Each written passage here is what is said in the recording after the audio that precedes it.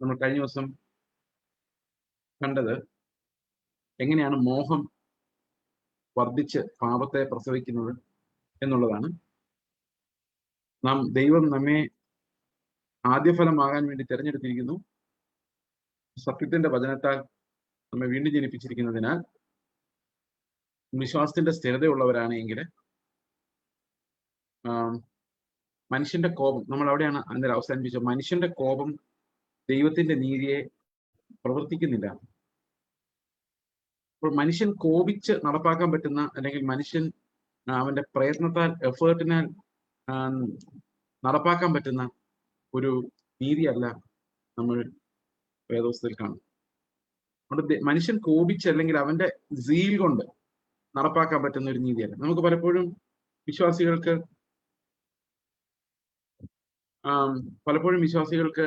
ഒരു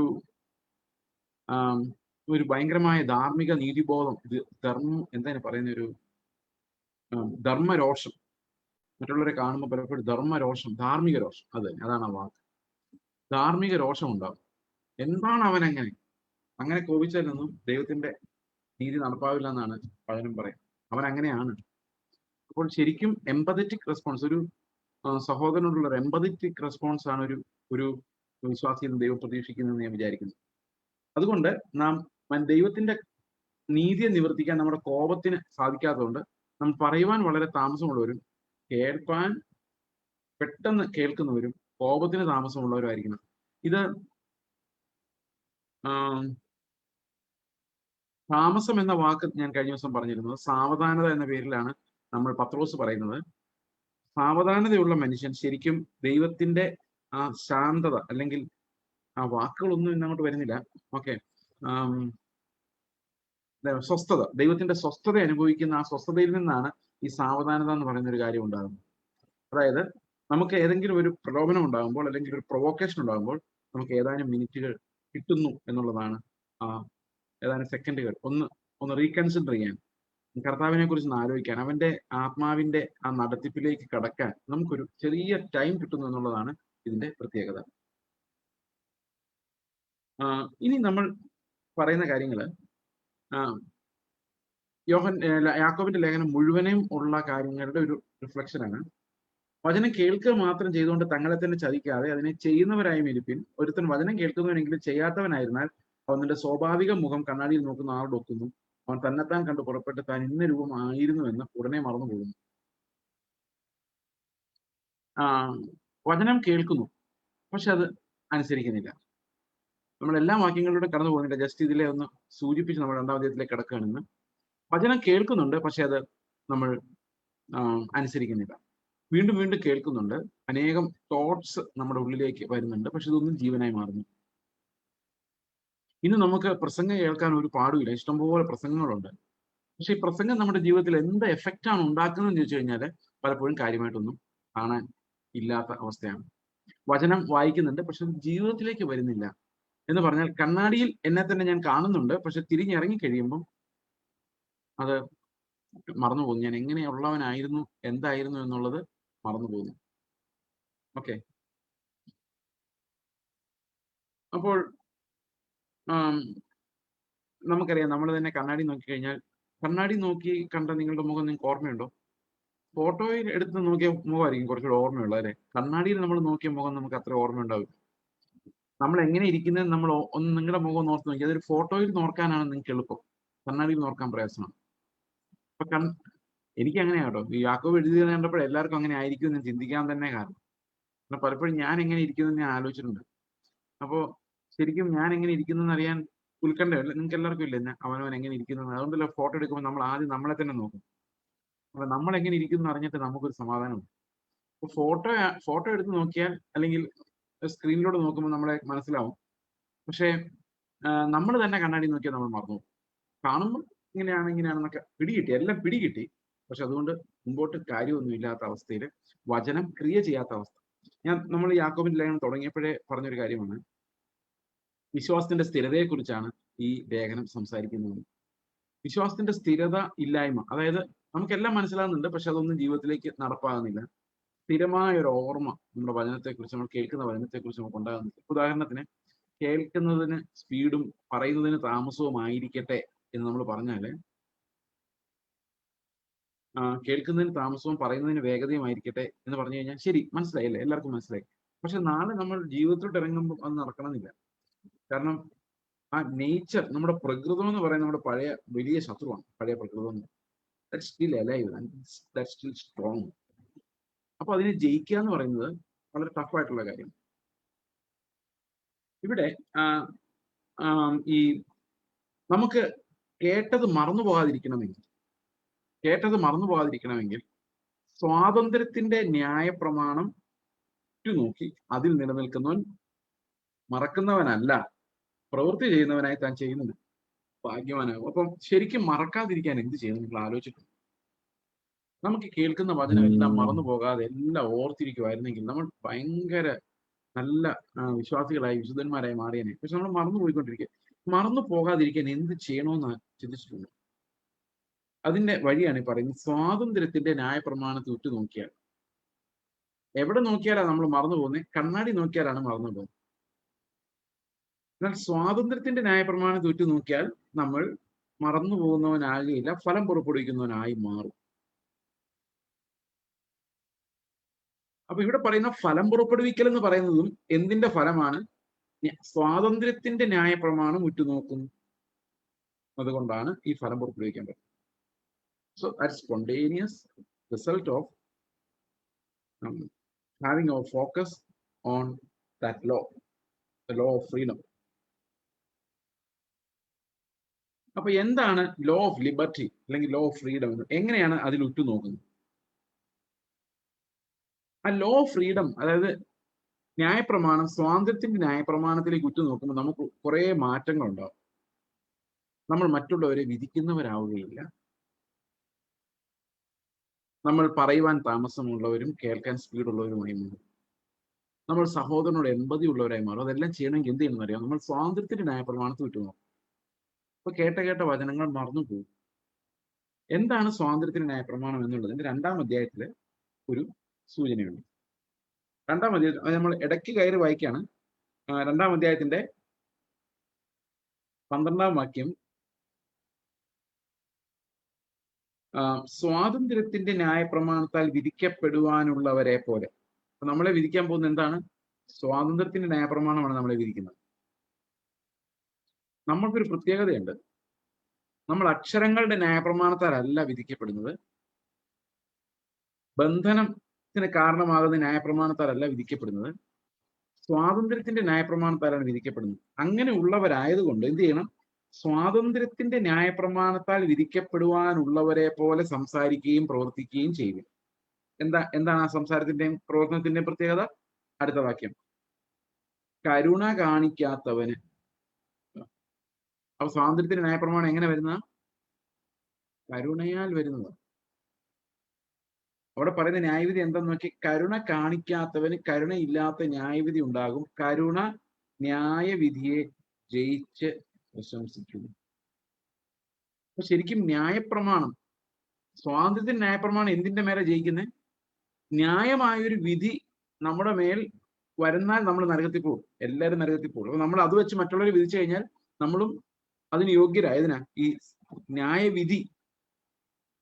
ഇപ്പൊ ന്യായമായി ചേസിനെ വിധിച്ചു കഴിഞ്ഞാൽ ദൈവത്തിന് ഒരിക്കലും സ്വർഗത്തിൽ കൊണ്ടുപോകാൻ പറ്റില്ല. ന്യായമായിട്ട് വിധിച്ചാൽ, എന്റെ സ്വഭാവം നോക്കി അതുപോലെ തൂക്കി നോക്കി കഴിഞ്ഞാൽ God can never take me to heaven. നമ്മൾ ഈ പ്യൂരിറ്റൻസ്, അതായത് ഒരു 200-300 വർഷങ്ങൾക്ക് മുമ്പ് ഒരാൾ എഴുതിയ ഒരു പ്രാർത്ഥന ഒരു ദിവസം ഞങ്ങളുടെ ചർച്ചിൽ ഒരാൾ വായിച്ചു. എങ്ങനെയാണ്? കർത്താവെ, ഈ നിമിഷം വരെയുള്ള എൻ്റെ എല്ലാ പാപങ്ങളും നീ ക്ഷമിച്ചിട്ട് ഇപ്പോൾ ഞാൻ ഈ പ്രാർത്ഥിക്കുന്ന പ്രാർത്ഥന മാത്രം നീ കണക്ക് കൂട്ടിയാൽ എന്നെ നരകത്തിൽ വിടാനുള്ള സ്വാർത്ഥത ഈ പ്രാർത്ഥനയിൽ തന്നെയുണ്ട്. ആലോചിച്ച് നോക്കി. അപ്പൊ നമുക്ക് സ്വാതന്ത്ര്യത്തിന്റെ ഒരു ന്യായപ്രമാണം ഉള്ളതുകൊണ്ട് മാത്രമേ നമ്മൾ രക്ഷപ്പെടുന്നു. അത് കരുണയാൽ വരുന്നതാണ്. അതുകൊണ്ട് അങ്ങനെ വിധിക്കപ്പെടാനുള്ളവരെ പോലെ നമ്മൾ എല്ലാവരെയും കാണണം എന്നാണ്. വിധിക്കുന്നവന് കരുണ കൂടാത്ത ന്യായവിധി ഉണ്ടാകും. അപ്പോൾ എന്താണ് സ്വാതന്ത്ര്യത്തിന്റെ ന്യായപ്രമാണം? ജീവന്റെ പ്രമാണം. ജീവന്റെ പ്രമാണവും മരണത്തിന്റെ പ്രമാണവും. സ്വാതന്ത്ര്യത്തിന്റെ ന്യായപ്രമാണം എന്ന് പറയുന്നത് എന്താണ്? അത് ക്രിസ്തുവിനാൽ വെളിപ്പെട്ടു വന്ന രക്ഷാകരമായ പ്രമാണമാണ്. ദൈവത്തിന്റെ നീതിയാണ്. സുവിശേഷത്തിലൂടെ വെളിപ്പെട്ടു വന്ന ദൈവത്തിന്റെ നീതിയുടെ പ്രമാണമാണ് സ്വാതന്ത്ര്യത്തിന്റെ പ്രമാണം. ഈ സ്വാതന്ത്ര്യത്തിന്റെ പ്രമാണം എന്ന് പറഞ്ഞാൽ അത് വിശ്വാസത്തിന് സ്ഥിരമായൊരു വിശ്വാസത്തെ ഉളവാക്കുകയും ആ വിശ്വാസത്തെ നിലനിർത്തുകയും അത് വിശുദ്ധീകരണത്തിലേക്ക് നമ്മളെ കൊണ്ടുപോവുകയും ചെയ്യാൻ എല്ലാം കാരണം ദൈവത്തിന്റെ നീതിയുടെ പ്രമാണമാണ്. നമ്മുടെ വിശ്വാസം എവിടെ നിന്നുണ്ടാകുന്നതാണ്? നീതിയിൽ നിന്ന്, ദൈവത്തിന്റെ നീതിയിൽ നിന്നുണ്ടാകുന്നതാണ്.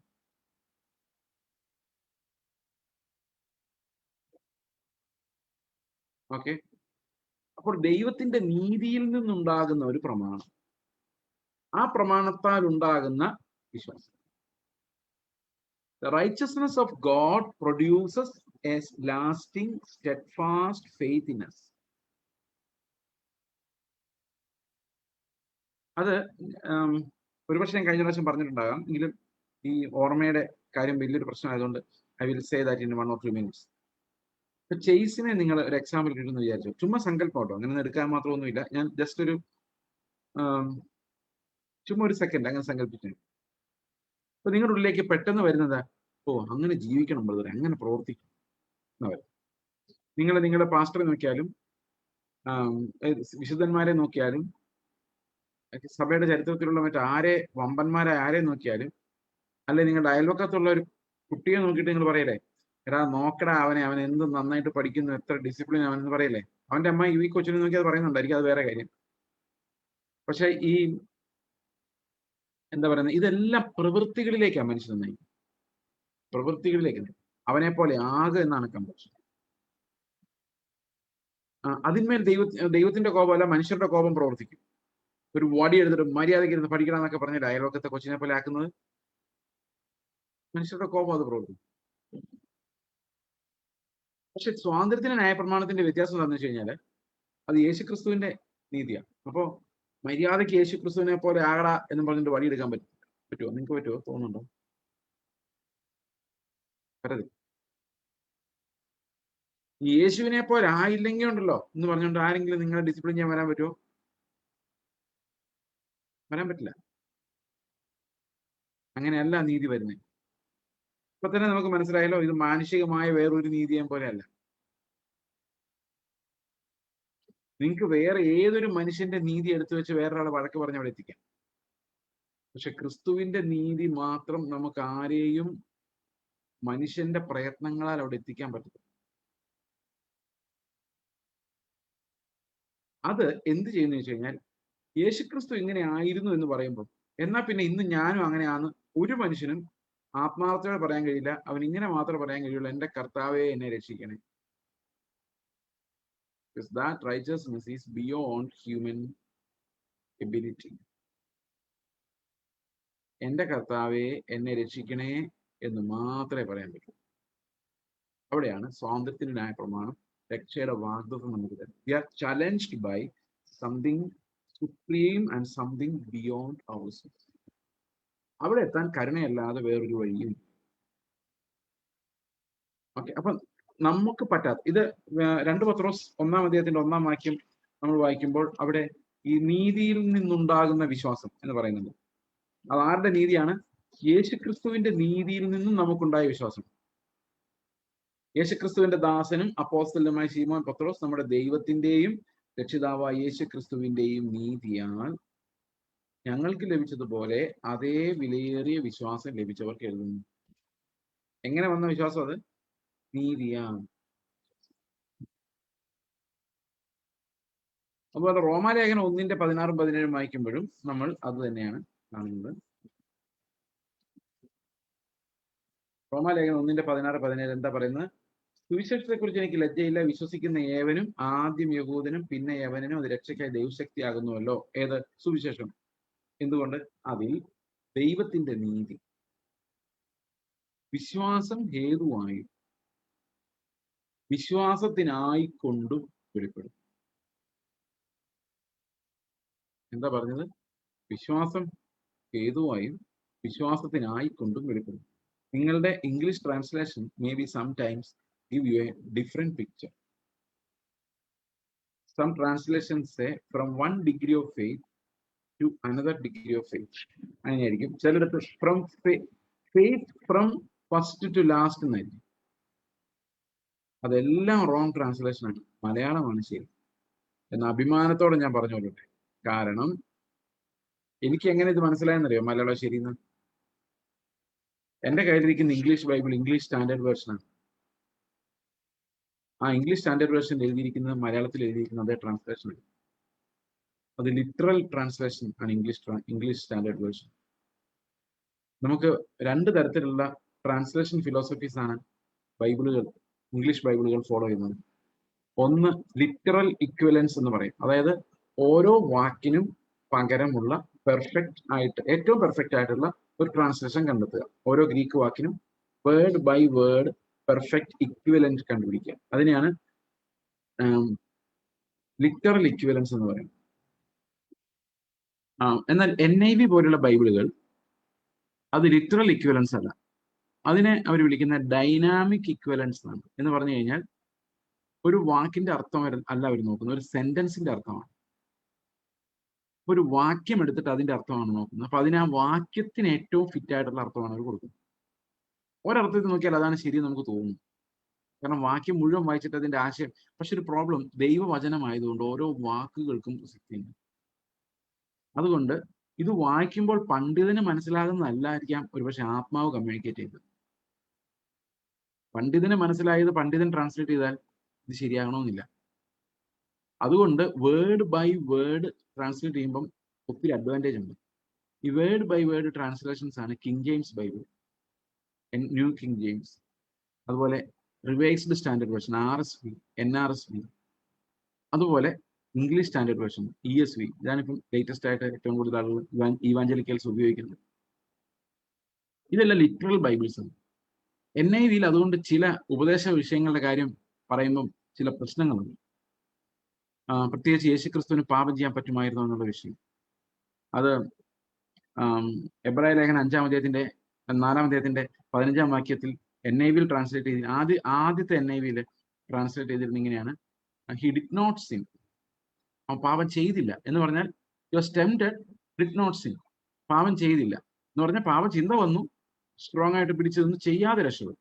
ഹൃദയത്തിൽ ഉണ്ടായിരുന്നു എന്നുള്ള കാര്യം അവിടെ പരാമർശിക്കുന്നില്ല. എന്നാൽ മലയാളം ബൈബിളിലും ESV-യിലും എഴുതിയിരിക്കുന്ന ഒരേപോലെയാണ്, you was tempted yet without sin എന്ന് പറഞ്ഞാൽ പരീക്ഷിക്കപ്പെട്ടു പക്ഷെ പാപം കൂടാതെ. He was tempted yet without sin, അതാണ് കറക്റ്റ്. അത് ഇംഗ്ലീഷ് കിങ് ജെയിംസിൽ അങ്ങനെ തന്നെയാണ്. കിങ് ജെയിംസിൽ പക്ഷേ ഹി വാസ് വിത്തൗട്ട് സിൻ എന്നൊരു ഹി ആഡ് ചെയ്തിട്ടുണ്ട്. ആ ഹി ആഡ് ചെയ്താൽ പോലും അവിടെ പ്രശ്നം. ഓക്കെ, അപ്പോൾ ഇത് ഞാൻ പറയാൻ കാരണം ഇവിടെ പറഞ്ഞിരിക്കുന്ന from faith and for faith എന്ന ട്രാൻസ്ലേഷൻ, വിശ്വാസം ഹേതുവായും വിശ്വാസത്തിനായിക്കൊണ്ടും.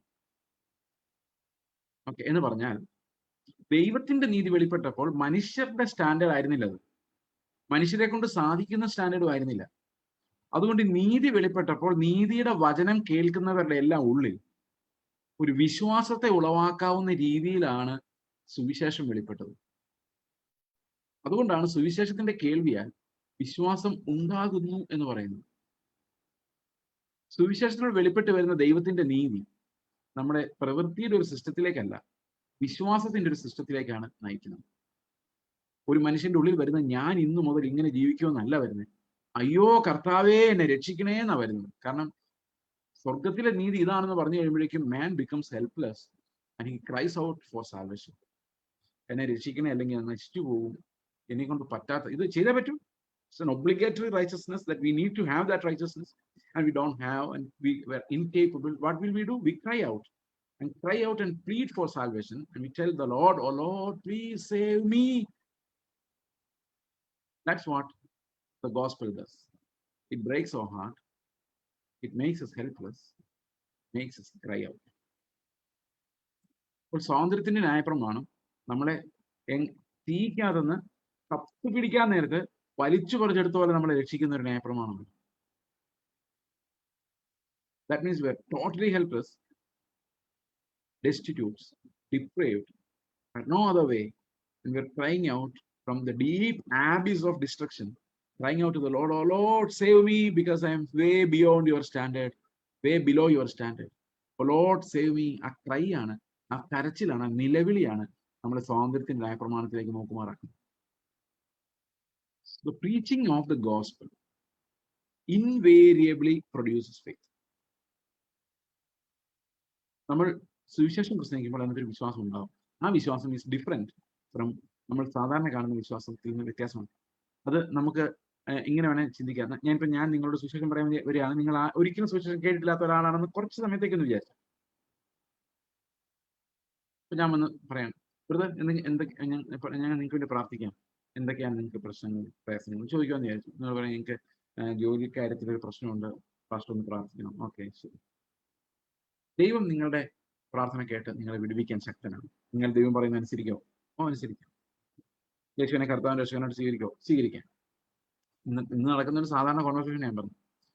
ഓക്കെ, അപ്പൊ യേശു നിങ്ങൾക്ക് പാപങ്ങളൊക്കെ മരിച്ചു വന്നിട്ട്, ഓക്കെ, കർത്താവ് നിങ്ങളുടെ പ്രശ്നങ്ങളെ മാറ്റും, നിങ്ങൾക്കറിയാമോ? അറിയാം. ശരി, പ്രാർത്ഥിക്കും.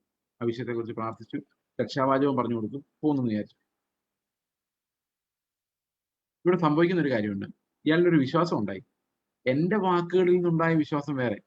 അത് രോഗശാന്തിയെ മാത്രം ഉൾക്കൊള്ളുന്ന ഒരു വിശ്വാസമാണ്. അത് നമ്മൾ ആ മനുഷ്യനിൽ ഉണ്ടായിട്ടുണ്ടാകും. Okay, fine. That will not save him. അതിനിടയിലൂടെ ഞാനൊരു കാര്യം പറഞ്ഞില്ലേ, ദൈവം നിന്നെ രക്ഷിക്കുമെന്നൊക്കെ.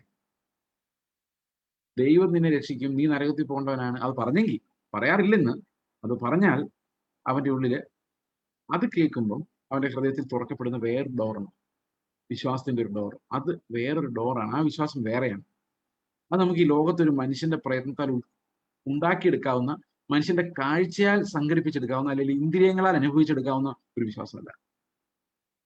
അത് ദൈവം അവരെ വിളിക്കുമ്പോൾ അവർക്ക് ലഭിക്കുന്ന വിശ്വാസമാണ്. There's an effective calling by God. You are calling him, but through your call, God is calling him. God is calling him, offering something else. ഞാൻ നിന്റെ ഈ വികൃത സ്വഭാവത്തിൽ നിന്നും പ്രാകൃത സ്വഭാവത്തിൽ നിന്നും ഞാൻ നിന്നെ രക്ഷിക്കാം. അതാണ് നമ്മളെ വിളിക്കുമ്പോൾ നമുക്ക് അവൻ തരുന്ന offer. I shall save you from. ഇത് സുവിശേഷം കേൾക്കുന്ന എല്ലാവരുടെയും ഉള്ളിൽ എന്ന് പറഞ്ഞാൽ, എല്ലാവരുടെയും എന്ന് പറയുമ്പോൾ ആരിലൊക്കെ അത് എത്തുന്നോ, അവരുടെ ഹൃദയങ്ങളിലേക്ക് എത്തുന്നു, അവരുടെ എല്ലാ ഹൃദയങ്ങൾ തുറക്കപ്പെടുകയും അവർ വിശ്വാസികളായി മാറുകയും ചെയ്യുന്ന ആ ഫെയ്ത്ത് നിത്യതയിലേക്കുള്ള ഒരു നങ്കൂരമായിട്ടാണ് അവരുടെ ഉള്ളിൽ ഉണ്ടാകുന്നത്. അപ്പൊ സ്വാതന്ത്ര്യത്തിന്റെ ന്യായപ്രമാണം എന്ന് പറയുന്നത് നിത്യതയിലേക്ക് നമ്മളെ എത്തിക്കുന്ന, കൃപയിലേക്ക് നോക്കാൻ നമ്മളെ പഠിപ്പിക്കുന്ന, ദൈവത്തിന്റെ രക്ഷിക്കാനുള്ള ശക്തിയെ ആശ്രയിപ്പിക്കുന്ന ആ ഫെയ്ത്ത് ആണ് നമ്മളിൽ എല്ലാവരിലും ഉണ്ട് എന്ന് ഉറപ്പുവരുത്തേണ്ടത്. ഒരു സഭയിൽ കൂടി വരുന്നവരുടെ എങ്കിലും ഉള്ളിൽ ഈ രക്ഷാകരമായ പ്രത്യാശ ഉണ്ടായിരിക്കേണ്ടതാണ്. നാം ദീർഘക്ഷമയോടെ രക്ഷയ്ക്കായി കാത്തിരിക്കുന്നവരാണ്. ദീർഘക്ഷമയോടെ ഒരു വിഷയത്തിന് വേണ്ടി കാത്തിരിക്കണമെങ്കിൽ തീർച്ചയായിട്ടും അതിനെക്കുറിച്ച് ഉറപ്പുണ്ടായിരിക്കും. ഉറപ്പില്ലാത്തൊരു വിഷയത്തിന് വേണ്ടി എങ്ങനെയാണ് ദീർഘക്ഷമയോടെ കാത്തിരിക്കുന്നത്? അപ്പോൾ ഇന്നലെ ഞാൻ ആ വിഷയം സംസാരിച്ചതാണ്. അപ്പൊ സ്വാതന്ത്ര്യത്തിന്റെ ന്യായപ്രമാണം എന്ന് പറയുന്നത് നമ്മെ സ്വതന്ത്രരാക്കിയ പ്രമാണമാണ്. നമ്മെ അൺബേർഡൻ ചെയ്ത് നമ്മളെ ഫ്രീ ആക്കിയ, നമ്മെ ക്രിസ്തുവിൻ്റെതാക്കി മാറ്റിയ ഒരു പ്രമാണം, നമ്മുടെ ഒരു വിശ്വാസത്തെ ഉളവാക്കിയ ഒരു പ്രമാണം. ഈ റോമാലേഖനത്തിൽ അത് വ്യാഖ്യാനിക്കുമ്പോൾ from faith and for faith എന്ന് പറയുമ്പോൾ ഒരു നീതിയുണ്ട്, അത് ഫ്രം ഫെയ്ത്ത് ആണ് എന്ന് പറഞ്ഞാൽ വിശ്വാസത്താലാണ് ആ നീതി വരുന്നത്. അതുപോലെ തന്നെ ഫോർ ഫെയ്ത്ത് ആണ് എന്ന് പറഞ്ഞു കഴിഞ്ഞാൽ ഈ നീതി വരുന്നത് തന്നെ എന്തിനാണ്? വിശ്വാസം ഉളവാക്കാൻ വേണ്ടിയാണ്. രണ്ടുമുണ്ട്. അതായത് വിശ്വാസത്തിലൂടെയാണ് നമുക്ക് ആ നീതി ലഭിക്കുന്നത്. ആ നീതിയുടെ പ്രസംഗമാണ് നമ്മൾ വിശ്വാസം ഉണ്ടാക്കിയത്. That means righteousness has come from the faith and also it is revealed for faith. അത് മലയാളത്തിൽ പറയുന്നത് വിശ്വാസം ഹേതുവായി നീതി ഉണ്ടാകുന്നു, അതുപോലെ വിശ്വാസം ഉണ്ടാകേണ്ടതിന് തന്നെയാണ് ആ നീതി വെളിപ്പെട്ടത്. That means from that righteousness we got this faith. Okay. അപ്പോൾ ക്രിസ്തുവിന്റെ നീതി അടങ്ങിയിരിക്കുന്ന സുവിശേഷം, ദൈവത്തിന്റെ നീതിയെ വെളിപ്പെടുത്തുന്ന സുവിശേഷം, ദൈവത്തിന്റെ യഥാർത്ഥ ഡിമാൻഡ് എന്താണ്, നമ്മളെ കുറിച്ചുള്ള ഡിമാൻഡ് എന്താണ്, അത് ഫുൾഫിൽ ചെയ്യാൻ നമുക്ക് കഴിയത്തില്ല. അത് കർത്താവിൽ ആശ്രയിച്ചാൽ മാത്രമേ കഴിയുള്ളൂ. We are called into that dependence എന്ന് നമ്മളെ പഠിപ്പിക്കുന്നത് ഈ ന്യായപ്രമാണമാണ്, സ്വാതന്ത്ര്യത്തിന്റെ ന്യായപ്രമാണമാണ്. ഓക്കെ, എനിക്ക് തോന്നുന്നത് ആ സ്വാതന്ത്ര്യത്തിന്റെ ന്യായപ്രമാണത്തിൽ നോക്കി കഴിയുമ്പോൾ നമുക്ക് ഒരു ഫൗണ്ടേഷൻ ഉണ്ടായി. നമുക്ക് പിന്നെ വേറൊരു സിസ്റ്റമാണ്. അവിടെ നമ്മൾ ഒന്നും മറന്നു പോകുന്നില്ല. കാരണം വി ആർ ഓൾവേസ് റിമെമ്പർ, ഈ നമ്മുടെ രക്ഷയെ നമ്മൾ ഓർത്തിരിക്കുക എന്ന് പറയുന്നത് വളരെ പ്രധാനമാണ്. രക്ഷയെ ഓർത്തിരിക്കുക എന്ന് പറയുന്നത് വളരെ പ്രധാനം. ഓക്കെ, എന്തുകൊണ്ട് പ്രധാനമാണ്? നമ്മൾ സാധാരണ ഞായറാഴ്ചകളിൽ നിങ്ങളുടെ ചർച്ച വ്യത്യസ്തമായിരിക്കും എന്ന് ഞാൻ വിശ്വസിക്കുന്നു. സാധാരണ ഞായറാഴ്ച വന്നു കൂടുമ്പോൾ നമ്മൾ നന്ദി പറയാറുണ്ട്. എന്തിനെ ഓർത്ത് നന്ദി പറയുന്നത്? കഴിഞ്ഞ ഒരാഴ്ച കാലം മുഴുവൻ നടത്തിയതിനായിട്ട് നന്ദി. നിങ്ങൾ പറയാറുണ്ടോ, കർത്താവേ, നീ എനിക്കായിട്ട് മരിച്ച് എനിക്ക് സ്വാതന്ത്ര്യത്തിന് ന്യായപ്രമാണത്തിൽ തന്നെ വീണ്ടെടുത്തതിനായിട്ട് സ്തോത്രം. എന്റെ യോഗ്യതകളാലല്ലാതെ എന്നെ സ്വർഗത്തിൽ നിർത്തുവാൻ നിനക്ക് എന്നോട് കരുണ തോന്നിയതിനായി, നിന്റെ ആത്മാവിനെ എനിക്ക് തന്നതിനായി, എന്റെ പാപത്തെ നീ കഴുകിയതിനായി, ഇന്നും നീ എനിക്ക് വേണ്ടി പക്ഷപാതം ചെയ്തുകൊണ്ടിരിക്കുന്നതിനായി, എനിക്ക് ചിന്തിക്കാൻ പോലും പറ്റാത്ത സ്വർഗീയ നന്മകളിലേക്ക് ഈ പാവിയായ എന്നെ നീ നടത്തിയതിനായിട്ട് സ്തോത്രം എന്ന് പറയാറുണ്ടോ? അതാണോ നമ്മുടെ സ്തോത്രത്തിന്റെ വിഷയം? അതല്ലെങ്കിൽ നമ്മൾ നമ്മുടെ പാപങ്ങളുടെ ശുദ്ധീകരണത്തിന് വേണ്ടി കർത്താവ് കൊടുത്ത വില മറന്നുപോയവരാണ്. കണ്ണാടിയിൽ നോക്കിയിട്ട് മറന്നു പോകുന്ന പോലെയാണ്. നമ്മൾ അതല്ല ഓർക്കുന്നത്. നമ്മൾ കൊറോണയിൽ നിന്ന് രക്ഷപ്പെട്ടതാണ് നമുക്ക് വലിയ കാര്യമെങ്കിൽ, സഹോദരങ്ങളെ, നമ്മുടെ കണ്ണ് കുരുട്ട് കണ്ണായി മാറി എന്നതിന്റെ അർത്ഥം. That is not the real blessing that the lord has given us. അവൻ വലിയൊരു വില കൊടുത്ത് നമുക്ക് തന്നൊരു ബ്ലെസ്സിങ് ഉണ്ട്. അത് മറന്നിട്ടാണ് നമ്മൾ പലപ്പോഴും ലോകപരമായ കാര്യങ്ങളിലേക്ക് ഷിഫ്റ്റ് ആകുന്നത്. അപ്പൊ സ്വാതന്ത്ര്യത്തിന്റെ ന്യായപ്രമാണത്താൽ നമ്മൾ വിളിക്കപ്പെട്ടവരും രക്ഷിക്കപ്പെട്ടവരുമാണ്. ഓക്കെ, അപ്പോൾ ആ ഒരു ന്യായപ്രമാണമാണ് നമ്മളെ സ്വതന്ത്രരാക്കുന്നത്. ആ സ്വാതന്ത്ര്യത്തിലേക്കാണ് നമ്മൾ നടക്കുന്നത്. ഇത് നമ്മുടെ ഉള്ളിലേക്ക് ഫിക്സ്ഡ് ആയെങ്കിൽ മാത്രമേ, ഉറപ്പുള്ളവരായെങ്കിൽ മാത്രമേ നമ്മുടെ ശബ്ദം കുറയുകയുള്ളൂ. ഓക്കെ, അപ്പോൾ ഒന്നാം അധ്യായത്തിൽ പറയുന്ന സ്വാതന്ത്ര്യത്തിന്റെ ന്യായപ്രമാണം ഒരിക്കലും മറക്കരുത്. ആ സ്വാതന്ത്ര്യത്തിന്റെ ന്യായപ്രമാണം എന്ന അടിസ്ഥാനം നമുക്ക് ഉണ്ടായാൽ, യേശുക്രിസ്തുവിന്റെ നീതിന്മേലുള്ള അടിസ്ഥാനം നമുക്ക് നമ്മുടെ ഹൃദയത്തിൽ വീണ്, പ്രസംഗം കേട്ടാലല്ല, നിങ്ങൾ അതിൽ ഉറ്റുനോക്കാൻ തുടങ്ങിയാൽ, ഓരോ സമയത്തും നിങ്ങളെ സ്വതന്ത്രരാക്കിയ ന്യായപ്രമാണത്തിലേക്ക് ഉറ്റുനോക്കിക്കേ. ഇപ്പൊ ഉറ്റുനോക്കിക്കേ. അങ്ങനെ ഓരോ സമയത്തും നമ്മളെ സ്വതന്ത്രരാക്കിയ ന്യായപ്രമാണത്തിലേക്ക് നമ്മൾ ഉറ്റുനോക്കുമ്പോൾ നമുക്ക് ആ ക്യാരക്ടറിൽ ഉണ്ടാകുന്ന മാറ്റം നമുക്ക് മനസ്സിലാവും. കാരണം ഓരോ നിമിഷം, ഇപ്പൊ ഈ നിമിഷം ഞാൻ എന്നെ സ്വതന്ത്രനാക്കി യേശുക്രിസ്തുവിന്റെ പ്രമാണത്തിലേക്ക് ഉറ്റുനോക്കുമ്പോൾ എനിക്ക് സംഭവിക്കുന്നത്, എന്റെ നാവിനെ അടക്കാനും ഞാൻ മറ്റുള്ളവർക്ക് കരുണ കാണിക്കാനും ഒക്കെയുള്ള ആ ദൈവിക ഹെൽപ്പാണ്, divine help. So whenever you look straight into that law of liberty, you also have the Lord's gift of sustenance. 2 പത്രോസിന്റെ ലേഖനത്തിൽ അത് നമുക്ക് വ്യക്തമാക്കി തന്നിട്ടുണ്ട്. നമുക്ക് ആ വിശ്വാസത്തിനെ കുറിച്ച് നമ്മൾ വായിച്ചൊരു വാക്യമുണ്ടല്ലോ, യേശുക്രിസ്തുവിന്റെ ദാസനും അപ്പോസ്തലനുമായ ശിമോൻ പത്രോസ് നമ്മുടെ ദൈവത്തിന്റെയും രക്ഷിതാവായ യേശുക്രിസ്തുവിന്റെയും നീതിയാൽ ഞങ്ങൾക്ക് ലഭിച്ചതുപോലെ അതേ വിലയേറിയ വിശ്വാസം ലഭിച്ചവർക്ക് എന്ത് സംഭവിക്കും? അങ്ങനെ വിലയേറിയ വിശ്വാസം ലഭിച്ചവർക്ക് എന്ത് സംഭവിക്കും? അടുത്ത വാക്യം, ദൈവത്തിന്റെയും നമ്മുടെ കർത്താവായ യേശുവിന്റെയും പരിജ്ഞാനത്താൽ നിങ്ങൾക്ക് കൃപയും സമാധാനവും വർദ്ധിക്കുവാൻ ഇടവരട്ടെ. അടുത്ത വാക്യം നോക്കി, തന്റെ മഹത്വത്താലും വീര്യത്താലും. ഇത് മലയാളത്തിൽ അങ്ങനെയാണ്, but in English standard version says like this, all Bibles, all English Bibles, അവിടെ ഇംഗ്ലീഷ് ആണ് ശരി. എല്ലാ ഇംഗ്ലീഷ് ബൈബിളിലും ട്രാൻസ്ലേറ്റ് ചെയ്യുന്ന തന്റെ മഹത്വത്താലും വീര്യത്താലും എന്നല്ല, തന്റെ മഹത്വത്തിലേക്കും വീര്യത്തിലേക്കും എന്നാണ്. അത് എങ്ങോട്ടാണ് നമ്മളെ വിളിച്ചിരിക്കുന്നത്, എന്തിനാലാണെന്നല്ല. അങ്ങനെയല്ലേ? His divine power has granted to us all things that pertain to life and godliness through the knowledge of him who called us to his own glory and excellence. To his own glory and excellence. To his own glory and excellence. Not by. അപ്പൊ നമ്മളെ വിളിച്ചിരിക്കുന്ന വലിയൊരു പ്രത്യേകതയാണ്. എങ്ങോട്ടാണ് വിളിച്ചേക്കുന്നത്? സ്വർഗത്തിലേക്കാണോ? അല്ല. സ്വർഗം നമുക്ക് ആ പോകുമ്പോൾ കിട്ടുന്ന ഒരു സ്ഥലമാണ്, ഇത്രയേ ഉള്ളൂ. നമ്മളെ വിളിച്ചിരിക്കുന്നത് സ്വർഗം കിട്ടാൻ വേണ്ടിയല്ല. സ്വർഗം is only a natural consequence of our salvation. ശരിക്കും നമ്മെ വിളിച്ചിരിക്കുന്നത് അതിനു വേണ്ടിയല്ല. വിളിച്ചിരിക്കുന്നത് അതിനു വേണ്ടിയാണ്, മഹത്വം പ്രാപിക്കാനും അവന്റെ എക്സലൻസ് പ്രാപിക്കാനുമാണ് വിളിച്ചിരിക്കുന്നത്. ഈ വിളിയും തെരഞ്ഞെടുപ്പും ഉറപ്പുവരുത്തും. എന്നെ വിളിച്ചേക്കുന്നത് എങ്ങനെ സ്വർഗത്തിൽ പോകാൻ വേണ്ടിയല്ല, കർത്താവിന്റെ മഹത്വവും അവന്റെ ക്യാരക്ടർ ലഭിക്കാൻ വേണ്ടി. ഈ ലോകത്ത് തന്നെ മാറ്റി നിർത്തിയിട്ട് പറയാണ്, നിനക്ക് എന്റെ സ്വഭാവം തന്നെ. മൈ ഗോഡ്,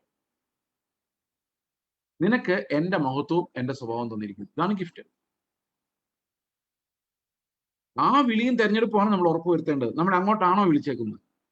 നമ്മൾ ആ വിളിയാണോ അനുഗമിക്കുന്നത്? അപ്പൊ ശരിക്കും ശരീരത്തിന്റെ തേജസ്കരണം എന്ന് പറയുന്ന ഒരു പ്രോമിസ് നമ്മുടെ മുമ്പിലുണ്ട്. അപ്പൊ നമ്മെ വിളിച്ചേക്കുന്ന ആ വിളിയാണ്. ആ വിളിയിലേക്കാണ് നമ്മൾ അടുത്തോണ്ടിരിക്കുന്നത്. അപ്പോൾ എക്സലൻസിലേക്കും അവന്റെ ഗ്ലോറിയിലേക്കുമാണ് വിളി. To his glory and to his excellence. അങ്ങനെ വിളിച്ചിട്ടുണ്ട്. അങ്ങനെ വിളിക്കുമ്പോൾ കർത്താവ് ഒരു പണി കൂടെ ചെയ്യുന്നുണ്ട്. നമുക്ക് എങ്ങനെ ആവണ്ടേ? വിളിച്ചാൽ മാത്രം പോരല്ലോ. നമ്മൾ കർത്താവിനെ പോലെ ആകണ്ടേ? വേണ്ടേ? ആകണം. അപ്പൊ അതിന് കുറെ റിസോഴ്സസ് ആവശ്യമാണ്. നമ്മൾ യേശുക്രിസ്തുവിനെ പോലെ ആകാൻ. ഇപ്പൊ ഇന്ത്യയിലാണെങ്കിൽ IAS പഠിച്ച് എഴുതണമെങ്കിൽ കുറെ റിസോഴ്സസ് ആവശ്യമാണ്. ബുദ്ധി വേണം, നല്ല പുസ്തകങ്ങൾ വേണം, നല്ല ട്യൂട്ടേഴ്സ് വേണം, നല്ല ലൈബ്രറി സൗകര്യങ്ങൾ വേണം, ഒത്തിരി കാര്യങ്ങൾ വേണം, ഓർമ്മ വേണം. ഇതൊക്കെ നമുക്ക് ഈ ലോകത്ത് ജീവിക്കാനുള്ള കാര്യങ്ങളാണ്. നമുക്ക് എന്തിലേക്ക് നടന്നാലും നമുക്ക് കുറച്ച് റിസോഴ്സസ് ഉണ്ട്. ആ റിസോഴ്സസ് ആവശ്യമാണ്. ഓക്കെ. എന്നാൽ ക്രിസ്തുവിനെ പോലെ ആകാൻ എന്താണ് നമ്മുടെ റിസോഴ്സ്? അത് യേശുവിനെ പോലെ പെരുമാറാൻ എനിക്ക് എന്താ വേണ്ടത്? യേശുവിനെ പോലെ പ്രസംഗിക്കാൻ എനിക്ക് എന്താ വേണ്ടത്? എന്റെ അടുത്തുള്ള ഒരാളോട് ക്ഷമിക്കാൻ എനിക്ക് എന്താ വേണ്ടത്? അത് ഓരോ ദിവസവും കർത്താവ് നമുക്ക് തന്നുകൊണ്ടാണ് ഇരിക്കുന്നത്. The blessings in Christ. അവനെ പോലെ ജീവിക്കാൻ നമുക്ക് എന്തെല്ലാം വേണം? ജീവനും ഭക്തിക്കും വേണ്ടതൊക്കെ അവന്റെ പരിജ്ഞാനത്തിൽ അവൻ ഓരോ ദിവസവും നമുക്ക് തന്നുകൊണ്ടിരിക്കുന്നു. So we not lacking anything. എനിക്ക് ഇങ്ങനെ പറയാൻ പറ്റില്ല, എനിക്ക് അവനെ സ്നേഹിക്കാൻ പറ്റത്തില്ല ബ്രദർ, അവൻ അതുപോലത്തെ ഒരു ദുഷ്ടനാണ്, അങ്ങനെ പറയാൻ പറ്റില്ല. കാരണം എന്താ? അതിനുള്ള ധനവും കൂടെ കർത്താവ് നമ്മളെ ഏൽപ്പിച്ചിട്ടുണ്ട്. അപ്പോൾ ക്രിസ്തുവിനെ പോലെ ജീവിക്കാൻ നമുക്ക് തരുന്ന ഓരോ ക്രൂശുകളെയും അതിജീവിക്കാൻ എനിക്ക് എന്തെല്ലാം റിസോഴ്സസ് വേണോ അതെല്ലാം നമുക്ക് തരത്തക്ക രീതിയിലാണ് ഈ അതിവിശുദ്ധ വിശ്വാസം ദൈവം നമ്മുടെ ഹൃദയത്തിൽ വെച്ചിരിക്കുന്നത്. ആ വിശ്വാസത്താൽ ഞാൻ ക്രിസ്തുവിന്റെ ജീവൻ ജീവിക്കുമ്പോൾ അതിന് വേണ്ട എല്ലാ റിസോഴ്സസും അവൻ എനിക്ക് തരുന്നുണ്ട്. കാരണം ജീവനും ഭക്തിക്കും വേണ്ടതൊക്കെ എങ്ങോട്ട് വിളിച്ചിട്ടാ? ഈ ജീവനും ഭക്തിക്കും വേണ്ടതൊക്കെ തന്നിട്ട് എങ്ങോട്ട് വിളിച്ചിട്ടാ? അവന്റെ മഹത്വത്തിലേക്കും വീര്യത്തിലേക്കും വിളിച്ചവന്റെ പരിജ്ഞാനത്താൽ അവന്റെ ദിവ്യശക്തി ജീവനും ഭക്തിക്കും വേണ്ടതൊക്കെയും നമുക്ക് ദാനം ചെയ്തിരിക്കുന്നുവല്ലോ എന്ന് പറയുമ്പോൾ ആ പരിജ്ഞാനം, ക്രിസ്തുവിന്റെ പരിജ്ഞാനത്തിൽ ജീവിക്കാൻ വേണ്ടതെല്ലാം, ഭക്തിയോടെ ജീവിക്കാൻ വേണ്ടതെല്ലാം ക്രിസ്തു ഈ ലോകത്ത് ജീവിച്ചപ്പോൾ അവൻ എന്തെല്ലാം ദൈവികമായ ഗുണങ്ങൾ ഉപയോഗിച്ചോ അതെല്ലാം നമുക്ക് അവൻ ദാനം തന്നിരിക്കുന്നു എന്നാണ്. അപ്പൊ യേശുക്രിസ്തു എങ്ങനെയാണ് വിശുദ്ധ ജീവിതം നയിച്ചത്? അതിനെന്തെല്ലാം എന്തെല്ലാം അസറ്റുകൾ കർത്താവ് ഉപയോഗിച്ചോ ആ എല്ലാ അസറ്റുകളും നമുക്കും അവൻ തന്നിട്ടുണ്ട്. ഡെയിലി ബേസിസിൽ ആ അസറ്റുകൾ നമുക്ക് തരുന്നുമുണ്ട്. അവന്റെ ജീവൻ നമ്മളിലേക്ക് പകർത്തപ്പെടുന്നുണ്ട്. ആ ജീവനിൽ നമ്മൾ വളർന്നു വന്നാണ് ഈ സ്വാതന്ത്ര്യത്തിന്റെ ന്യായപ്രമാണത്തിന്റെ പൂർത്തീകരണത്തിലേക്ക് എത്തുന്നത്. So we get that asset everyday. It's by God that we live. It's by God that we live, not by human assets, human resources. എനിക്ക് സ്വാഭാവിക ജീവനിൽ ലഭിക്കുന്ന റിസോഴ്സസ് നല്ല ക്രിസ്തുവിന്റെ ജീവൻ നയിക്കുന്നത്. അത് കുറച്ചുകൂടെ ബെറ്റർ ആക്കി എടുക്കുമല്ല. അതിനെ ഉപേക്ഷിച്ചിട്ട്, അതിനെ മരണത്തിന് ഏൽപ്പിച്ചിട്ട് യേശുക്രിസ്തുവിൻ്റെത് മാത്രം, ആത്മാവിൻ്റെത് മാത്രം പ്രാപിക്കുകയാണ് യേശുക്രിസ്തുവിന്റെ ജീവൻ ജീവിക്കുന്നതിന് നമ്മുടെ മുൻപിൽ വെച്ചിരിക്കുന്ന ആ വഴി. ഓക്കെ. അപ്പോൾ സ്വാതന്ത്ര്യത്തിന് ന്യായപ്രമാണം എന്ന ഒരു വിഷയം എക്സ്പ്ലെയിൻ ചെയ്യാൻ വേണ്ടിയാണ് ഞാൻ ഇത്രയും മുമ്പോട്ട് പോയത്. സ്വാതന്ത്ര്യത്തിന്റെ ന്യായപ്രമാണം എന്തെന്ന് മനസ്സിലാക്കി കഴിഞ്ഞാൽ നമുക്ക് എപ്പോഴും രണ്ട് ഡീപ്പ് അവയർനെസ്സുകൾ നമ്മുടെ ഉള്ളിൽ കാണും. ഒന്ന്, എനിക്ക് സ്വയം രക്ഷപ്പെടാൻ പറ്റാത്തൊരു പാപിയാണ് ഞാൻ. ത്രൂ ഔട്ട് അവർ ലൈഫ് എൻ്റെ ഉള്ളിൽ ബോധ്യമുണ്ട്, I cannot be saved by my efforts. രണ്ട്, God will definitely save me because of his promise. He will fulfil his promise. അത് ഫെയ്ത്ത് ആണ്. ഫെയ്ത്ത് ആണ് എന്നെ രക്ഷിക്കുന്നത്. ഫെയ്ത്തിലൂടെയാണ് കർത്താവിനെ രക്ഷിക്കുന്നത്. അപ്പോൾ I am accepted, but I am incapable. Accepted with a promise. ഞാൻ നിന്നെ സ്വർഗത്തിന് യോഗ്യനാക്കി അവിടെ കൊണ്ടിരുത്തും. It's A promise. ഇത് നമ്മുടെ ഉള്ളിൽ എപ്പോഴും എൻ്റെ വിളി എങ്ങോട്ടാണെന്നും എൻ്റെ തെരഞ്ഞെടുപ്പ് എങ്ങോട്ടാണെന്നും ഞാൻ എങ്ങനെ പെരുമാറിയാലും മതിയാവൂലെന്നും അതിനപ്പുറത്ത് കർത്താവിൻ്റെ ഒരു വഴിയിലെത്തണമെന്നും. അപ്പം ഉള്ളിൽ ആ ഞെരക്കം എപ്പോഴും എൻ്റെ ഉള്ളിൽ, I am not enough lord, not enough, not like you, കർത്താവെ എന്നെ രക്ഷിക്കണമേ എന്നുള്ള എത്ര സ്നേഹമായിട്ട് ഒരാളെ നോക്കിയാലും നോട്ട് ഇനഫ് എന്ന് നമ്മുടെ ഉള്ളിൽ വരത്തക്ക രീതിയിലാണ് കർത്താവ് ഇത് സെറ്റ് ചെയ്തത്. സ്വാതന്ത്ര്യത്തിന്റെ ന്യായപ്രമാണം ലിബറേറ്റ്സ് us ഫ്രം സിൻ. ആ പാപത്തിന്റെ നമ്മൾ എത്ര നീതിയിൽ ചെന്നാലും we are not getting an assurance of righteousness, we are getting an assurance of salvation. ഞാൻ നീതിമാനായി എന്നൊരു ബോധം എനിക്കുണ്ടാകുന്നില്ല. കോൺഷ്യൻസ് ഓഫ് റൈച്ചസ്നെസ്, കോൺഷ്യൻസ് അതെനിക്ക് ഞാൻ നീതിമാനാണ് എന്ന് തോന്നുന്നില്ല. പക്ഷെ ദൈവം എന്നെ നീതിമാനാക്കി എന്ന് എനിക്കറിയാം. അത് ജുഡീഷ്യൽ ഡിസിഷൻ ആണ്. It's a decision taken by the lord and he will make me righteous and he is doing that. അവന്റെ വിശുദ്ധിയിലേക്കും അവന്റെ മഹത്വത്തിലേക്കും അവന്റെ എക്സലൻസിലേക്കും അവൻ എന്നെ വിളിച്ചിരിക്കുന്നു. ഓക്കെ, അപ്പോൾ യാക്കോബിന്റെ ലേഖനത്തിൽ പറയും നമ്മൾ വീണ്ടും വീണ്ടും വചനം മറന്നു പോകുന്നത് എന്തുകൊണ്ട് എന്ന് ചോദിച്ചു കഴിഞ്ഞാൽ അതിന്റെ കാരണം ഇതാണ്. നമുക്ക് ഈ അപ്പോസ്തലിക ഉപദേശം ശരിക്കും നമ്മുടെ ഹൃദയത്തിൽ പതിയുന്നില്ല. ശരിക്കും അത് ഉറപ്പായ ഒരു അടിസ്ഥാനമായി നമ്മളിൽ വീഴുന്നില്ല. നിങ്ങൾ ഉപദേഷ്ടാവാകാൻ ആഗ്രഹിക്കുന്നുണ്ടെങ്കിൽ അപ്പോസ്തലിക ഉപദേശം ഹൃദയത്തിന്റെ അടിസ്ഥാനത്തിൽ വീഴുന്നു. അത് വീണെങ്കിൽ മാത്രമേ അത് സംഭവിക്കൂ. ഓക്കെ, കാരണം ആ അടിസ്ഥാനം വീണാൽ പൗലോസ് പറയുന്ന പോലെ അതിന് മേലിൽ വേറൊരു അടിസ്ഥാനം ഇടുവാൻ ആരെ കൊണ്ടും സാധിക്കില്ല. ഓക്കെ,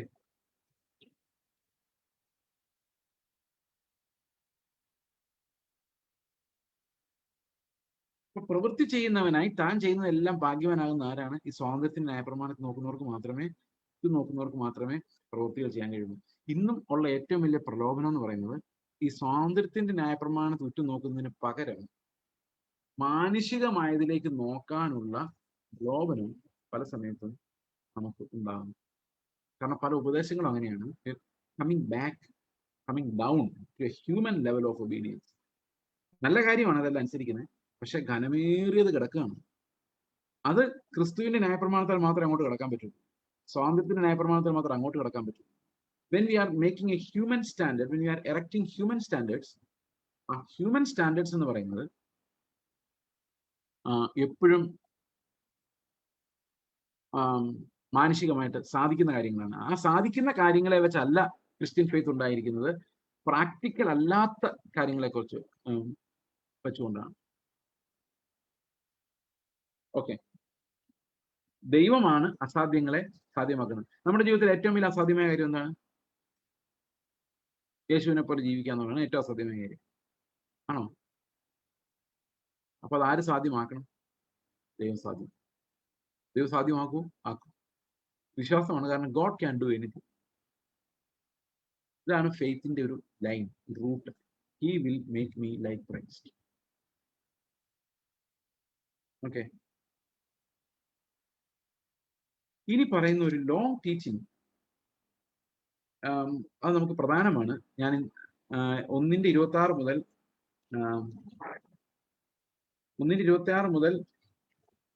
26-ാം വാക്യം പിന്നെ 3-ാം അധ്യായത്തിലാണ് ആ ടീച്ചിങ്ങിനെ കുറിച്ച് നമ്മൾ കാണുന്നത്.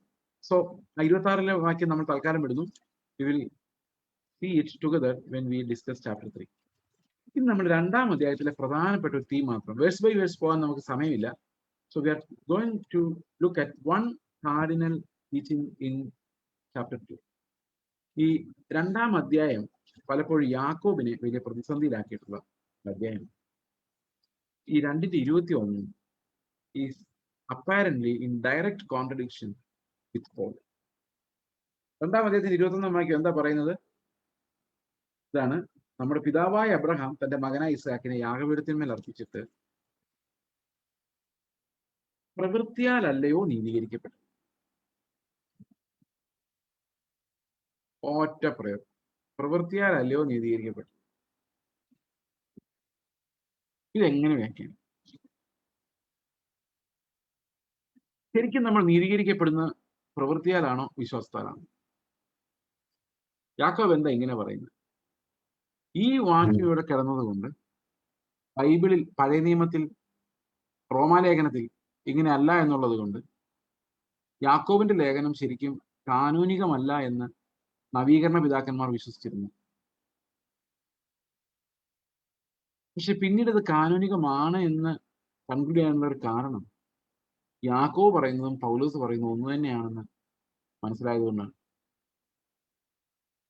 എങ്ങനെയാണ് രണ്ടും ഒന്നായത്? ഒന്ന് തന്നെയാണ്. അതെങ്ങനെയാണെന്നറിയാം? ഞാൻ നിങ്ങളോട് നേരത്തെ പറഞ്ഞു, യാക്കോബിന്റെ ലേഖനം നീതീകരണം, പാപികളുടെ നീതീകരണം എന്നുള്ള വിഷയമല്ല സംസാരിക്കുന്നത്.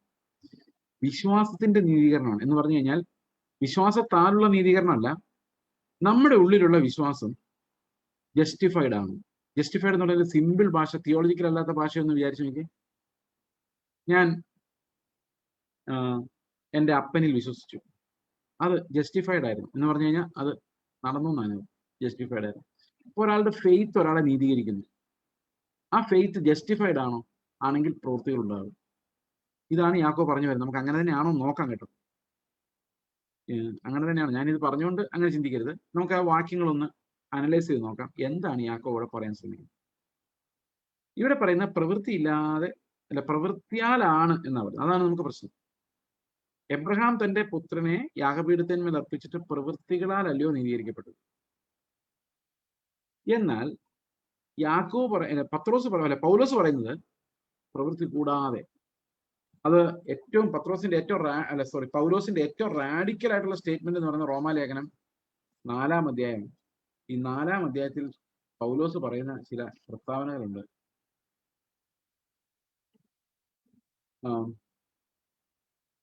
4-ാം അധ്യായം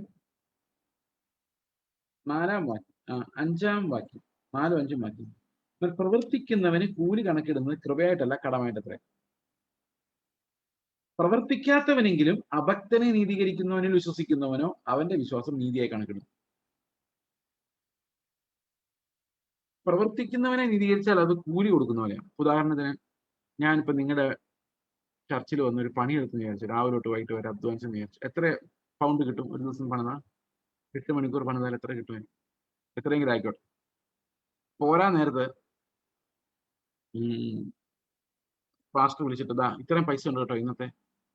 ശരി, ഓക്കെ, ഇത് കൃപയാന്ന് വിചാരിച്ചാൽ മതി എന്ന് പറഞ്ഞ് ഞാൻ സമ്മതിക്കുമോ? എന്തുകൊണ്ട് സമ്മതിക്കില്ല? അവിടെ നിന്ന് ഇറങ്ങിയപ്പോൾ എൻ്റെ നിങ്ങൾ ആ പൈസ തന്നില്ലെങ്കിൽ ആ പടി ചവിട്ടി കഴിഞ്ഞാൽ നിങ്ങൾ എനിക്ക് കടക്കാറുണ്ട്,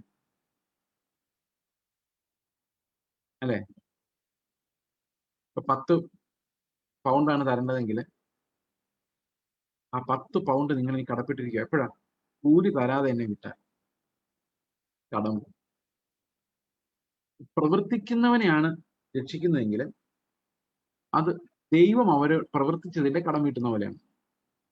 പൗലോസ് പറയും, നീ ഇത്രയും പ്രവർത്തിച്ചല്ലേ, നിന്റെ കടം ഞാൻ വീട്ടിയേക്കാം. നമ്മുടെ പാട്ട് ഓർമ്മയില്ലേ? അവൻ ആർക്കും കടക്കാരനല്ല, കടം വീട്ടും. അടുത്ത വാക്യം, പ്രവർത്തിക്കാത്തവനെങ്കിലും, അവിടെയാണ് തമാശ. പ്രവർത്തിക്കാത്തവനെങ്കിലും അഭക്തനെ നീതിമാൻ എന്ന് വിളിക്കുന്ന ദൈവം. അങ്ങനൊരു ദൈവമുണ്ടെന്ന് വിശ്വസിക്കുന്നവനോ അവന്റെ വിശ്വാസം നീതിയായി കണക്കിടുന്നു. അപ്പൊ പൗലോസ് നേരെ ഡയമെട്രിക്കലി ഓപ്പോസിറ്റ് പോയിട്ട് പറയാണ്, ഇത് പ്രവർത്തിക്കാത്തവൻ, ഇങ്ങനെ വിചാരിക്കണം ഒരാള്, പ്രവർത്തിക്കാത്തവനാണ്, അഭക്തനാണ്, എന്നെ നീതീകരിക്കാൻ ദൈവത്തിന് പറ്റും എന്നൊരുത്തൻ വിശ്വസിച്ചാൽ ആ വിശ്വാസം അവനെ നീതിയായി കണക്കിടുന്നു. നിങ്ങൾ ആരുടെ കൂടെയാ? മനുഷ്യ ബുദ്ധി കൊണ്ട് ചിന്തിച്ചാൽ നമുക്ക് യാക്കോബ് പറയുന്നതാണ് കുറച്ചും കൂടെ കറക്റ്റ് ആയിട്ട് തോന്നും. എന്നാൽ ദൈവത്തിന്റെ ബുദ്ധി മനുഷ്യരുടെ ബുദ്ധി പോലെയല്ല. ഇനി ഇത് രണ്ടും ഇവിടെ വെച്ചേക്കാം. നമുക്ക് രണ്ടും ഇപ്പം അപ്പാരന്റ്ലി ദേ ആർ കോൺട്രഡിക്റ്റിംഗ് ആണെന്നത് നമുക്ക് അങ്ങനെ തോന്നുമോ? അങ്ങനെ അല്ല, അങ്ങനെ തോന്നുന്നു. നമുക്ക് അതുകൊണ്ട് ഇതിന്റെ ഒറിജിനൽ എന്താണെന്ന് പരിശോധിക്കാം. What happen with the life of Abraham? യഥാർത്ഥത്തിൽ എപ്പോഴാണ് എബ്രഹാം നീതീകരിക്കുന്നത്? ഉൽപ്പത്തി പുസ്തകം 15-ാം അധ്യായത്തിന്റെ 5-ഉം 6-ഉം വാക്യങ്ങളൊന്ന് വായിക്കുന്നു.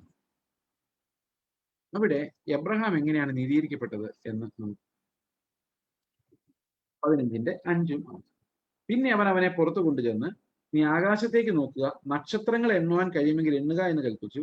നിന്റെ സന്തതി ഇങ്ങനെയാകും എന്നും അവനോട് കൽപ്പിച്ചു. അവൻ യഹോവയിൽ വിശ്വസിച്ചു, അത് അവന് നീതിയായി കാണും. എപ്പോഴാണ് നീതി ഉണ്ടായത്? ഈ സമയത്ത് ഇസ്മായിൽ ഉണ്ടായിട്ടില്ല, യാഗം കഴിച്ചിട്ടില്ല, പരിശോധന ഏറ്റിട്ടില്ല, ഒരു പ്രവൃത്തിയും ചെയ്തിട്ടില്ല. ദൈവം കൊണ്ട് പറഞ്ഞു, നിന്റെ സന്തതി ആകാശത്തിലെ നക്ഷത്രങ്ങൾ പോലെ ആകും. ആ പ്രോമിസിങ് എടുത്തിട്ട് എബ്രഹാം അതൊന്ന് വിശ്വസിച്ചു. ആ വിശ്വാസം എബ്രഹാമിന് നീതിയായി. ഇപ്പം ഉൽപ്പത്തി വായിച്ചു നോക്കുമ്പം അത്ഭുതം തോന്നുന്നല്ലേ? എങ്ങനെ എബ്രഹാം നീതിമാനായത്? ഒരു പണിയും ചെയ്യാതെ.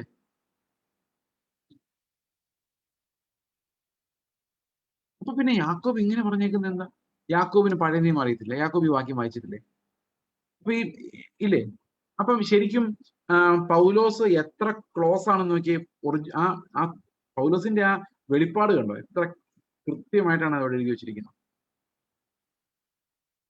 എന്നാൽ യാക്കോബ് പറയുന്ന ഈ 15-ാം അധ്യായത്തെ കുറിച്ചല്ല, ആ നീതീകരണത്തെ കുറിച്ചല്ല. യാക്കോബ് പറയുന്നത് പിന്നെ എബ്രഹാമിന്റെ ജീവിതത്തിൽ സംഭവിച്ച കാരണങ്ങളാൽ ഈ വിശ്വാസത്താൽ ഒരു മനുഷ്യൻ നീതീകരിക്കപ്പെടുമെന്നുള്ള ദൈവത്തിന്റെ വചനം നിവൃത്തിയായി എന്നാണ്. പ്രവൃത്തികളാൽ അത് നിവൃത്തിയായി. എബ്രഹാം മകനെ അർപ്പിച്ചില്ലായിരുന്നെങ്കിൽ അവൻ നീതിമാനായ കാര്യം ദൈവമല്ലാതെ ആരും അറിയുമായിരുന്നില്ല. വിശ്വാസത്താൽ എബ്രഹാം നീതിമാനായി എങ്ങനെ നമ്മൾ അറിഞ്ഞത്? നമ്മൾ എങ്ങനെയാ അറിഞ്ഞത്? നമ്മൾ അറിഞ്ഞത് ഈ മകനുമായിട്ട് എബ്രഹാം യാഗം കഴിക്കാൻ പോകുമ്പോഴാണ് നമുക്ക് മനസ്സിലായത്, അവന്റെ വിശ്വാസം അവനെ നീതിമാനാക്കിയായിരുന്നു. അവൻ പഴയ എബ്രഹാം അല്ല. ഫെയ്ത്ത് അവൻ എന്ത് ചെയ്തിട്ടുണ്ട്? നീതിമാനാക്കി മാറ്റിയിട്ടുണ്ടെന്ന് എപ്പോഴാണ് മനസ്സിലായത്? അവന്റെ വിശ്വാസം കറക്റ്റാണ് എന്നുള്ള നീതീകരണത്തെ കുറിച്ചാണ് യാക്കോബ് പറയുന്നത്. അങ്ങനെ തന്നെയാണോ യാക്കോബ് പറയുന്നത്? നമുക്ക് യാക്കോബിന്റെ ലേഖനം ഒന്നും കൂടെ നോക്കാം. യാക്കോബിന്റെ ലേഖനം നമ്മൾ വായിച്ച 21-ാം വാക്യമല്ലേ, കോൺട്രവേഴ്സ്യൽ വാക്യം. 21-ാം വാക്യം ഒന്നും കൂടെ എടുത്ത് നമുക്ക് നോക്കാം. നമ്മുടെ പിതാവായ എബ്രഹാം തന്റെ മകനായ ഇസ്ഹാക്കിനെ യാഗപീഠത്തിന് അർപ്പിച്ചിട്ട് പ്രവൃത്തികളാൽ അല്ലയോ നീതീകരിക്കപ്പെട്ടത്? അവന്റെ പ്രവൃത്തിയോടുകൂടി വിശ്വാസം വ്യാപരിച്ചു. എപ്പോ ഉണ്ടായ വിശ്വാസം? അവൻ അന്ന് വിശ്വസിച്ചപ്പോൾ ഉണ്ടായ വിശ്വാസം. അത് വളർന്ന് അത് വ്യാപരിച്ച് എന്നും പ്രവൃത്തിയാൽ വിശ്വാസം പൂർണ്ണമായി എന്നും നീ കാണുന്നുവല്ലോ. എന്തിനാ അങ്ങനെ പറയുന്നത്? എബ്രഹാം ദൈവത്തെ വിശ്വസിക്കുകയും അത് അവനെ നീതിയായി കണക്കിടുകയും ചെയ്തു എന്നുള്ള തിരുവെഴുത്ത് നിവൃത്തിയായി. അപ്പൊ ദൈവം പറഞ്ഞ അത് കാര്യം കറക്റ്റ് ആണ്, അത് നിവൃത്തിയായി. അപ്പൊ പ്രവൃത്തി ഇല്ലാത്തൊരു വിശ്വാസമായിരുന്നെങ്കിൽ നിവൃത്തിയാകുമായിരുന്നോ? ഇല്ല. അപ്പൊ പ്രവൃത്തിയിൽ വന്നു കഴിഞ്ഞപ്പോ എന്ത് മനസ്സിലായി? ശരിയാണ്, എബ്രഹാം നീതിമാനായിരുന്നു. നീതിമാനായതുകൊണ്ടല്ലേ എബ്രഹാം അത്രയും ഭയങ്കര വിശ്വാസം വിശ്വസിച്ചിട്ട് അതൊരു പ്രവൃത്തിയായിട്ട് മാറിയത്. ഈ വിശ്വാസം എങ്ങനെ അവനെ നീതിമാനാക്കിയെന്നുകൊണ്ട് നമുക്ക് നോക്കാം. എബ്രഹാമിന്റെ ഫെയ്ത്ത് എന്താ അവന് ചെയ്തത്? എബ്രഹാമിന് ഇസ്ഹാക്കിനെ കിട്ടുമ്പം 100 വയസ്സ്. ഇസ്ഹാക്കിന് പ്രായമായി. അല്ല, എബ്രഹാമിന് പ്രായം പിന്നെയും കൂടി അല്ലേ? ഒരു 15 വർഷം കൂടെ കൂടി എന്ന് വിചാരിച്ചു. അപ്പോഴാണ് ദൈവം പറയുന്നത് 115-ാം വയസ്സിലാന്ന് വിചാരിച്ചു. വാഗ്ദത്തം എന്താ? നിന്റെ സന്തതി ആകാശത്തിലെ നക്ഷത്രങ്ങൾ പോലെയാ. കയ്യിൽ എത്രയുണ്ട് കുഞ്ഞുങ്ങൾ? 115 വയസ്സായി. കയ്യിൽ എത്ര കുഞ്ഞുങ്ങളുണ്ട്? ഒറ്റ കുഞ്ഞ്. എന്നിട്ട് കർത്താവ് പറയാണ്, നീ ഒരു കാര്യം ചെയ്യ്, അവനെ യാഗം കഴിച്ചേ. ഇനിയിപ്പോ കയ്യിൽ എത്ര കുഞ്ഞുണ്ട് ബാക്കി? ഒന്നുമില്ല. അപ്പൊ എബ്രഹാം എന്താ ചിന്തിക്കേണ്ടത്? തീർന്നു, വാഗ്ദത്തം തീർന്നു. കർത്താവ് പറഞ്ഞു ചുമ്മാ ആയിരുന്നു. എന്റെ കയ്യിൽ ഒരു കുഞ്ഞുണ്ടായിരുന്നുള്ളൂ, അവനെ ആദ്യം തിരിച്ചു ചോദിച്ചു.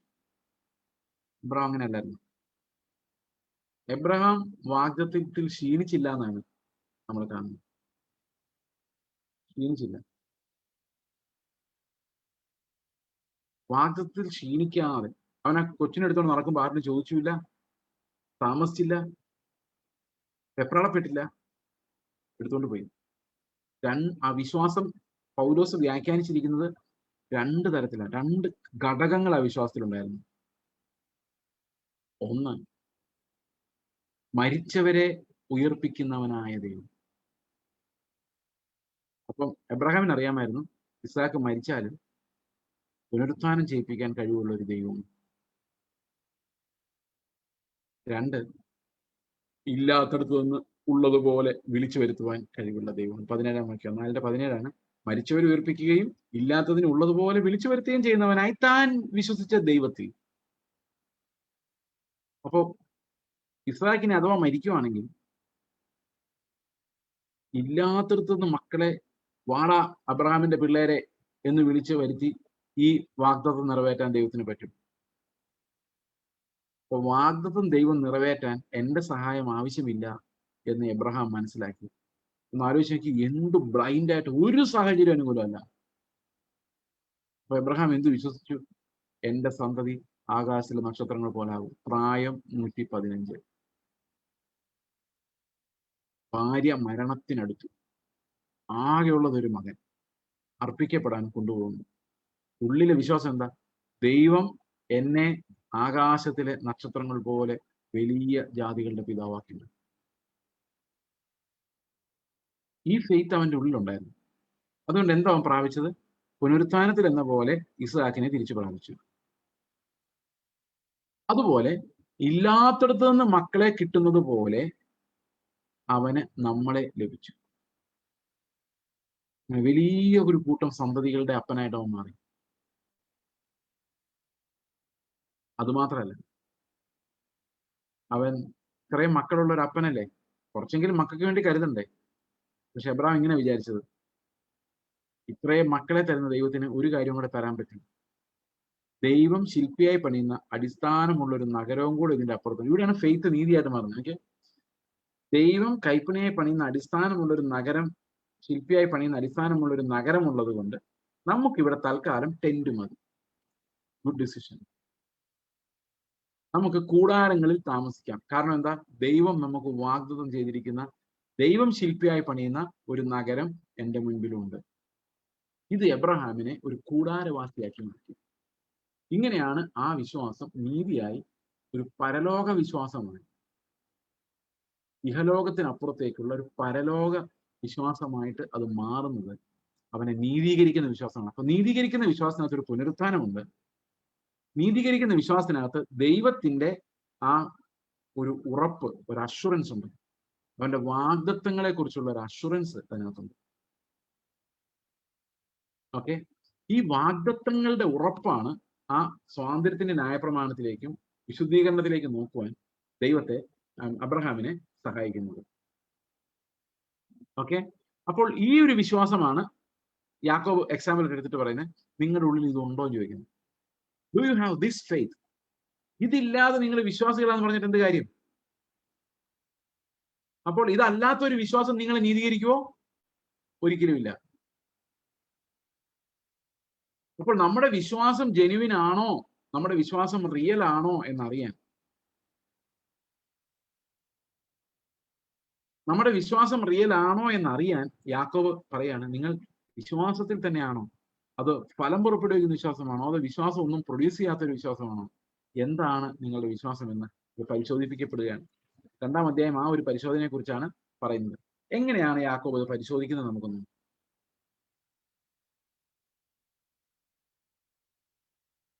രണ്ടു പേരുടെ വിശ്വാസത്തെ എടുത്തു വെച്ചിട്ടാണ് യാക്കോബ് അത് കമ്പയർ ചെയ്യുന്നത്. ഒന്ന് എബ്രഹാമിന്റെ ഫെയ്ത്ത്, മറ്റേത് ആരുടെ ഫെയ്ത്ത് എന്നറിയോ? സാത്താന്റെ ഫെയ്ത്ത്. ഈ സാത്താന്റെ ഫെയ്ത്തിന്റെ പ്രത്യേകത എന്താണ്?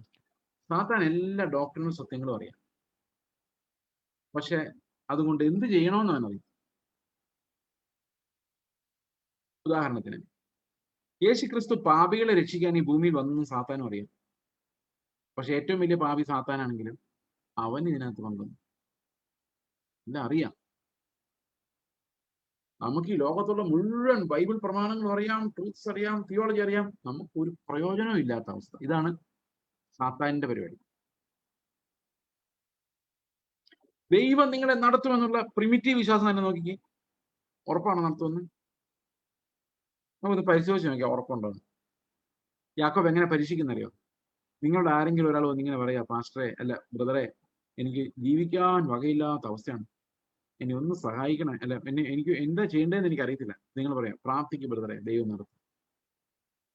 യാക്കോബ് ചോദിക്കുക, നീ പോയി തീ കാഞ്ഞോ എന്ന് പറഞ്ഞ് വിടുന്ന ആള് കയ്യിലുള്ള എടുത്ത് കൊടുത്താൽ തീരുന്ന പ്രശ്നം, അത് ചെയ്യാതെ, എന്നാ മോനെ പോയി ഫുഡ് കഴിച്ചോ എന്ന് പറഞ്ഞാൽ പൈസ കൊടുക്കാതെ പ്രാർത്ഥിക്കാൻ ബ്രദറെ എന്ന് പറഞ്ഞ് വിട്ടാൽ ദൈവം നടത്തുന്നുള്ള വിശ്വാസം നിങ്ങൾക്കുണ്ടോ? ഇല്ല. കാരണം എന്താ? നമ്മുടെ കയ്യിലുള്ളത് പോയാൽ നമ്മളെ ദൈവം നടത്തൂല എന്ന് തോന്നുന്നുണ്ടല്ലേ നമ്മൾ കൊടുക്കാത്തത്. നമ്മൾ വേറെ പഠിപ്പിക്കുന്നത് പ്രാർത്ഥിച്ച കിട്ടും ബ്രദറെ എന്ന് പറയുമ്പോൾ വിശ്വസിക്കാത്തുണ്ടെന്നല്ലേ? കിട്ടുമെന്ന് അത്ര ഉറപ്പാണെങ്കിൽ നമ്മുടെ കയ്യിലെല്ലാം എടുത്ത് കൊടുത്തിട്ട് നമ്മൾ പ്രാർത്ഥിച്ചാൽ മതി, നമുക്ക് കിട്ടുമല്ലോ. ഇങ്ങനെ ചിന്തിച്ചില്ല അല്ലേ? ശരിക്കും നമുക്ക് ദൈവം തരുന്ന വിശ്വാസം ഉണ്ടെന്ന് എങ്ങനെയാ തെളിയിക്കുന്നത്? നമ്മുടെ കയ്യിൽ എടുത്ത് കൊടുത്തിട്ടാ. ഞാൻ ഇപ്പോഴാണ് പരീക്ഷണം അനുഭവിക്കുന്നതാണ്. അതുകൊണ്ട് ഞാനിത് വളരെ സന്തോഷമായിട്ട് പറഞ്ഞു.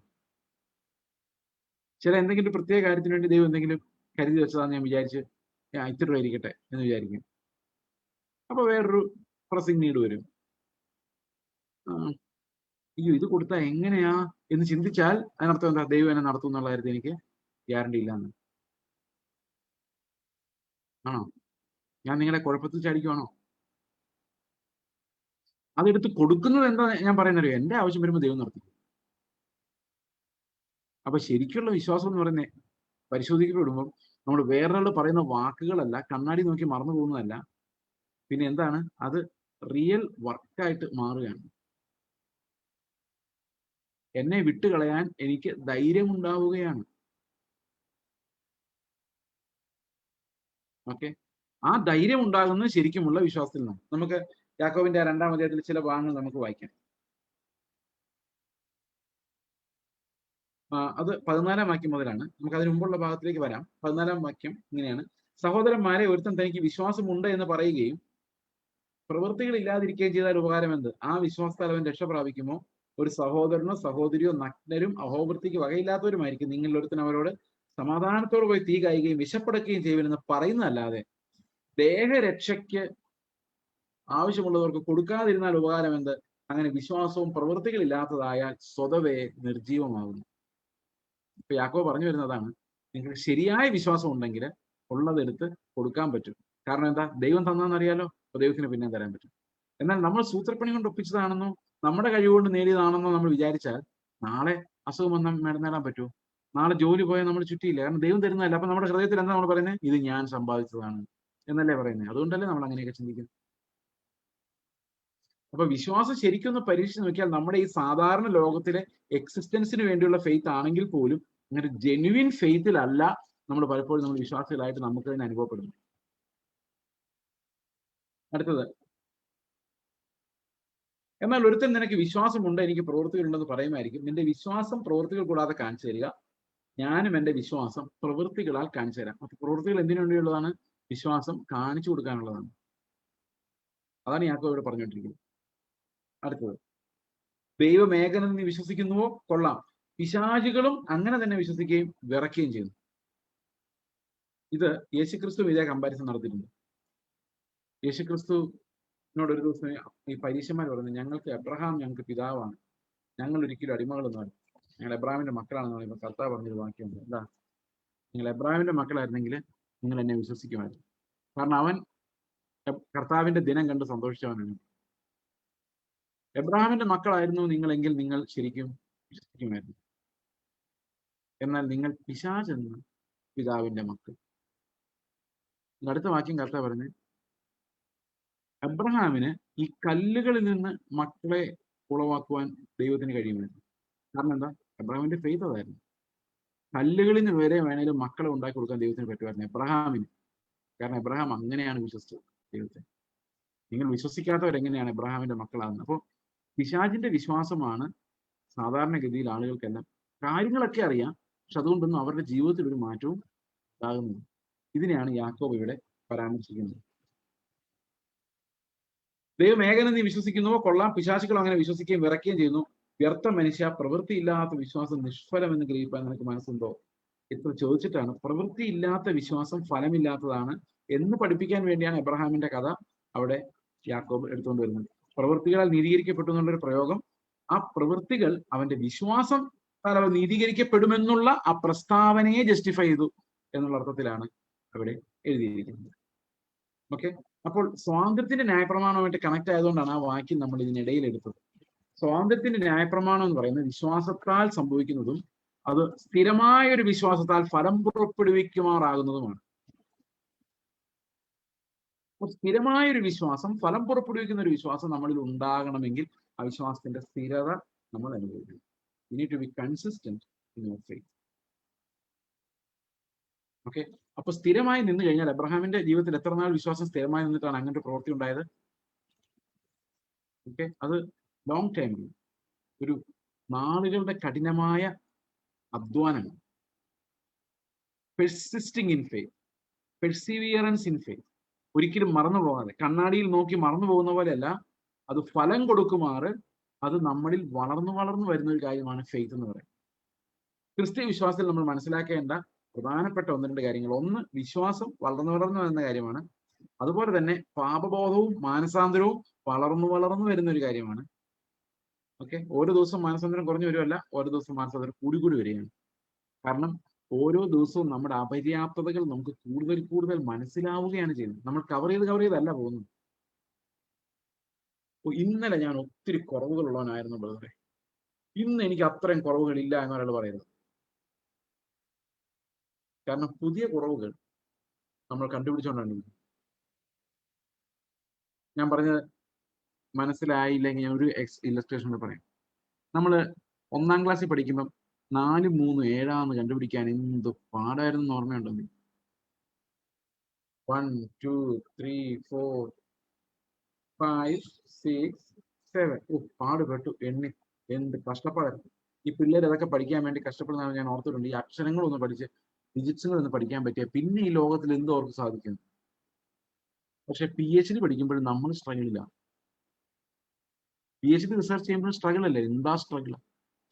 1ാം ക്ലാസ്സിലെ പഠിത്തമല്ലോ പഠിത്തമാണ്. ഓരോ ദിവസം ചെല്ലുന്ന ഈ സ്ട്രഗിള് കൂടിക്കൂടി വരികയല്ലേ ചെയ്യുന്നത്. പഠിക്കാൻ ഇത്രയൊക്കെ ഉണ്ടെന്നുള്ള കാര്യം 1ാം ക്ലാസ്സുകാരന് അറിയത്തില്ല. അവൻ ഫൈറ്റ് ചെയ്യുന്ന പാപം, മോഷണം, കള്ളം പറയുന്നത്, വ്യഭിചാരം ചെയ്യുന്നത്, ഇങ്ങനെയുള്ള പാപങ്ങളെ ജയിക്കാൻ അവൻ കിടന്ന് തത്രപ്പെട്ടുകൊണ്ടിരിക്കും. ഇതാണ് 1ാം ക്ലാസ്. അപ്പൊ അവിടെ ജയിച്ചു എന്ന് പറഞ്ഞുകൊണ്ട് നമ്മൾ ജയിച്ചില്ല. നമ്മൾ വീണ്ടും വീണ്ടും മുമ്പോട്ട് പോകുന്തോറും നമ്മൾ ചെയ്യുന്ന നമ്മുടെ പല ശ്വാസങ്ങൾ പോലും, നമ്മുടെ നോട്ടങ്ങൾ പോലും പാപമാണല്ലോ കർത്താവെ, ക്രിസ്തുവിനെ പോലെ അല്ലല്ലോ എന്ന് നമ്മൾ തിരിച്ചറിഞ്ഞറിഞ്ഞറിഞ്ഞ് വരുമ്പോൾ നമ്മുടെ ജീവിതാന്ത്യം ആകുമ്പോഴേക്കും നമ്മൾ നമ്മുടെ ലംഘനം പെരുകി പെരുകി വരുന്നതായിട്ട് നമുക്ക് അനുഭവപ്പെടുന്നു. ഇതിനകത്ത് നമ്മൾ കൂടുതൽ പാപികളാവുന്നതല്ല, നമ്മുടെ പാപം കൂടുതൽ കൂടുതൽ കണ്ടെത്തപ്പെടുന്നു. അതുകൊണ്ട് ഒരിക്കലും താഴ്മ കുറയുന്നില്ല,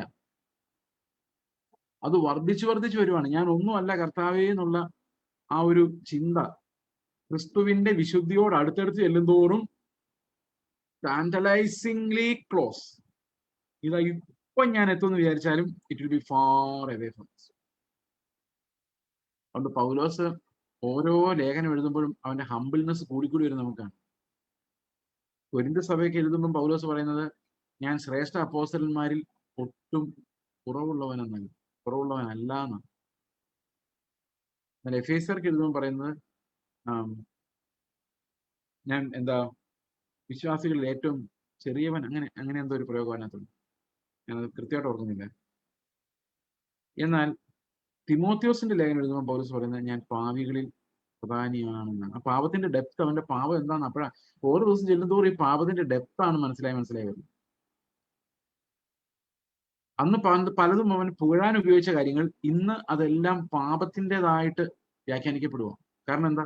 നമ്മൾ ഇന്ന് പുകഴുന്ന പല കാര്യങ്ങൾ, ഞാൻ ചെയ്തു, ഞാൻ കർത്താവിന് വേണ്ടി എന്ന് പറഞ്ഞ് വൈബ്രേഷൻ പറയുന്ന പല കാര്യങ്ങളും നമ്മൾ കർത്താവിന്റെ അടുത്തോട്ട് ചെല്ലുന്തോറും മനസ്സിലാവും ഇതൊക്കെ ജഡമായിരുന്നെന്നും, ഇതൊന്നും കർത്താവിന്റെ നീതിയെ സാധിച്ചില്ലെന്നും, ഇതെല്ലാം എന്റെ സ്വയത്തെ വർദ്ധിപ്പിച്ചതേ ഉള്ളൂ, മറ്റുള്ളവരുടെ ബഹുമാനം എന്നെ കൊണ്ട് സ്വീകരിപ്പിച്ചതേ ഉള്ളൂ എന്ന് ഓരോ ദിവസവും തിരിച്ചറിഞ്ഞ് വരുമ്പോഴേക്കും നമ്മുടെ ഫിൽറ്റീനെസ്, നമുക്ക് ആ ഒരു അവബോധം നമുക്ക് കൂടിക്കൂടിയാണ് വരുന്നത്. അപ്പോൾ മാനസാന്തരം ദൈവികമാണെങ്കിൽ that will continuously grow in us. അതേ സമയത്ത് കർത്താവിന്റെ കൃപ നമ്മളെ ആശ്വസിപ്പിക്കുകയും നമ്മുടെ ആ ഓട്ടത്തിൽ നിലനിർത്തുകയും അവനെ കൂടുതൽ കൂടുതൽ സ്തുതിക്കുമാറ് നന്ദി പറയുമാണ് അവന്റെ മഹത്വം എന്താണെന്ന് നമ്മൾക്ക് വെളിപ്പെട്ട് വരികയും ചെയ്യും. ക്രിസ്ത്യ ജീവിതത്തിൽ we understand more and more of our sins and we will be able to show sympathy and empathy to others. കാരണം എന്താ? we know we are also simul et peccator. അതൊരു ലാറ്റിൻ പ്രയോഗമാണ്. Sinner justified at the same time A Sinner. ദൈവം എന്നെ നീതിമാനെന്ന് വിളിക്കുന്നു, പക്ഷെ ഞാൻ അപ്പോഴും ഇന്നാഡിക്വേറ്റ് ആണ്. ദൈവത്തിന് മുമ്പ് നിൽക്കാൻ സ്വയമേ കഴിയാത്തവനാണ്. ക്രിസ്തു ഇല്ലാതെ ഒന്നുമല്ലാത്തവനാണ്. അത് നമ്മുടെ ഉള്ളിൽ ഡീപ്പായിട്ട് ഇൻഗ്രെയിൻഡ് ആകുമ്പോഴാണ് നമ്മൾ ശരിക്കും ഹമ്പിൾ ആകും. അതുവരെ നമുക്ക് ഹമ്പിൾ ആണെന്നൊരു തോന്നൽ മാത്രമേ ഉണ്ടാവൂ. But when we deeply realize and increasingly realize our inadequacies, we slowly come into terms with our absolute depravity and the grace of God. അതുപോലെ ഫെയ്ത്തും എബ്രഹാമിൽ വളർന്നു വന്നതുപോലെ ദാറ്റ് സംതിങ് ദാറ്റ് ഗ്രോസ്. ഓരോ ദിവസം ചെല്ലുന്നതോടും നമ്മുടെ പ്രത്യാശ വർദ്ധിച്ചു വരുന്ന ഒരു കാര്യമാണ്. കൃപ നമ്മളിൽ വർദ്ധിച്ചു വരുന്ന ഒരു കാര്യം. അവന്റെ നിറവിൽ നിന്ന് നാം ഓരോരുത്തരും കൃപയുടെ മേൽ കൃപ പ്രാപിക്കുന്നു. Grace upon grace. എന്താണ് ആ ഗ്രേസ് എന്ന് പറയുന്നത്? കൃപ. ഇത് തന്നെയാണ് നമ്മൾ കാത്തിരിക്കുന്ന തേജസ്സിനെയാണ് ഇവിടെ കൃപ എന്ന് പറയുന്നത്. വർദ്ധിച്ചു വരുന്ന കൃപ. നമ്മൾ കാത്തിരിക്കുന്ന കൃപയ്ക്ക് 3 അർത്ഥങ്ങളുണ്ട് ബൈബിളില്. ഒന്ന്, അർഹിക്കാത്ത സ്ഥാനത്തുള്ള ദാനം. So we are depraved yet God loves us. അർഹിക്കാത്ത സ്ഥലത്ത് ദൈവത്തിന്റെ സ്നേഹം. മറ്റൊന്ന്, ദൈവത്തിന്റെ തേജസ് എന്നാണ് അതിനകത്ത്. അതെവിടെ എഴുതിയിരിക്കുന്നത്? നമ്മൾ സാധാരണ ചില ആൾക്കാരെ കുറിച്ച് ഇങ്ങനെ പറയില്ലേ, എന്തൊരു കൃപയാ ബ്രദറെ ആ മനുഷ്യൻ എന്ന് പറയാൻ എന്താ അർത്ഥം? എന്തൊരു അർഹിക്കാത്ത ദാനം ആ ബ്രദറെ എന്നാണോ? ആ മനുഷ്യന്റെ സംസാരമുണ്ട്, എന്താ കൃപയാന്നറിയാമോ ചോദിച്ചാൽ എന്താ അർത്ഥം? എന്തർഹിക്കാത്ത ദാനമാണ് എന്നാണോ? അല്ല, മനോഹരമായത് എന്തോ ഉണ്ടെന്ന് അതിനകത്ത്. Something that is quite different. Something that is quite different. Okay, അതാണ് നമുക്ക് ആ വാക്യങ്ങൾ നമുക്ക് പറഞ്ഞു തരും. അവന്റെ തേജസ് നാം പിതാവിൽ നിന്ന് ഏകജാതനായവന്റെ തേജസ്സായി കാണും. കൃപയും സത്യവും നിറഞ്ഞതായി കാണും. ഓക്കെ, ആ കൃപയും സത്യവും നിറഞ്ഞതായിട്ടാണ് പിതാവിൽ നിന്നുള്ള തേജസ് അവൻ നമ്മൾ കാണുന്നത്. ഓക്കെ, അപ്പോൾ ആ കൃപ നമ്മളിൽ ഓരോ ദിവസവും വർദ്ധിച്ചു വരുന്ന കാര്യമാണ് ആ കൃപ. അപ്പോൾ നമ്മളിൽ എന്തൊക്കെയാ വർദ്ധിച്ചു വരുന്നത്? 16-ാം അധ്യായം പറയാം. ഒരു സെക്കൻഡ് ഒരു ബ്രേക്ക് ഉണ്ട്. ഒരു സെക്കൻഡ്, ഞാൻ മ്യൂട്ട്.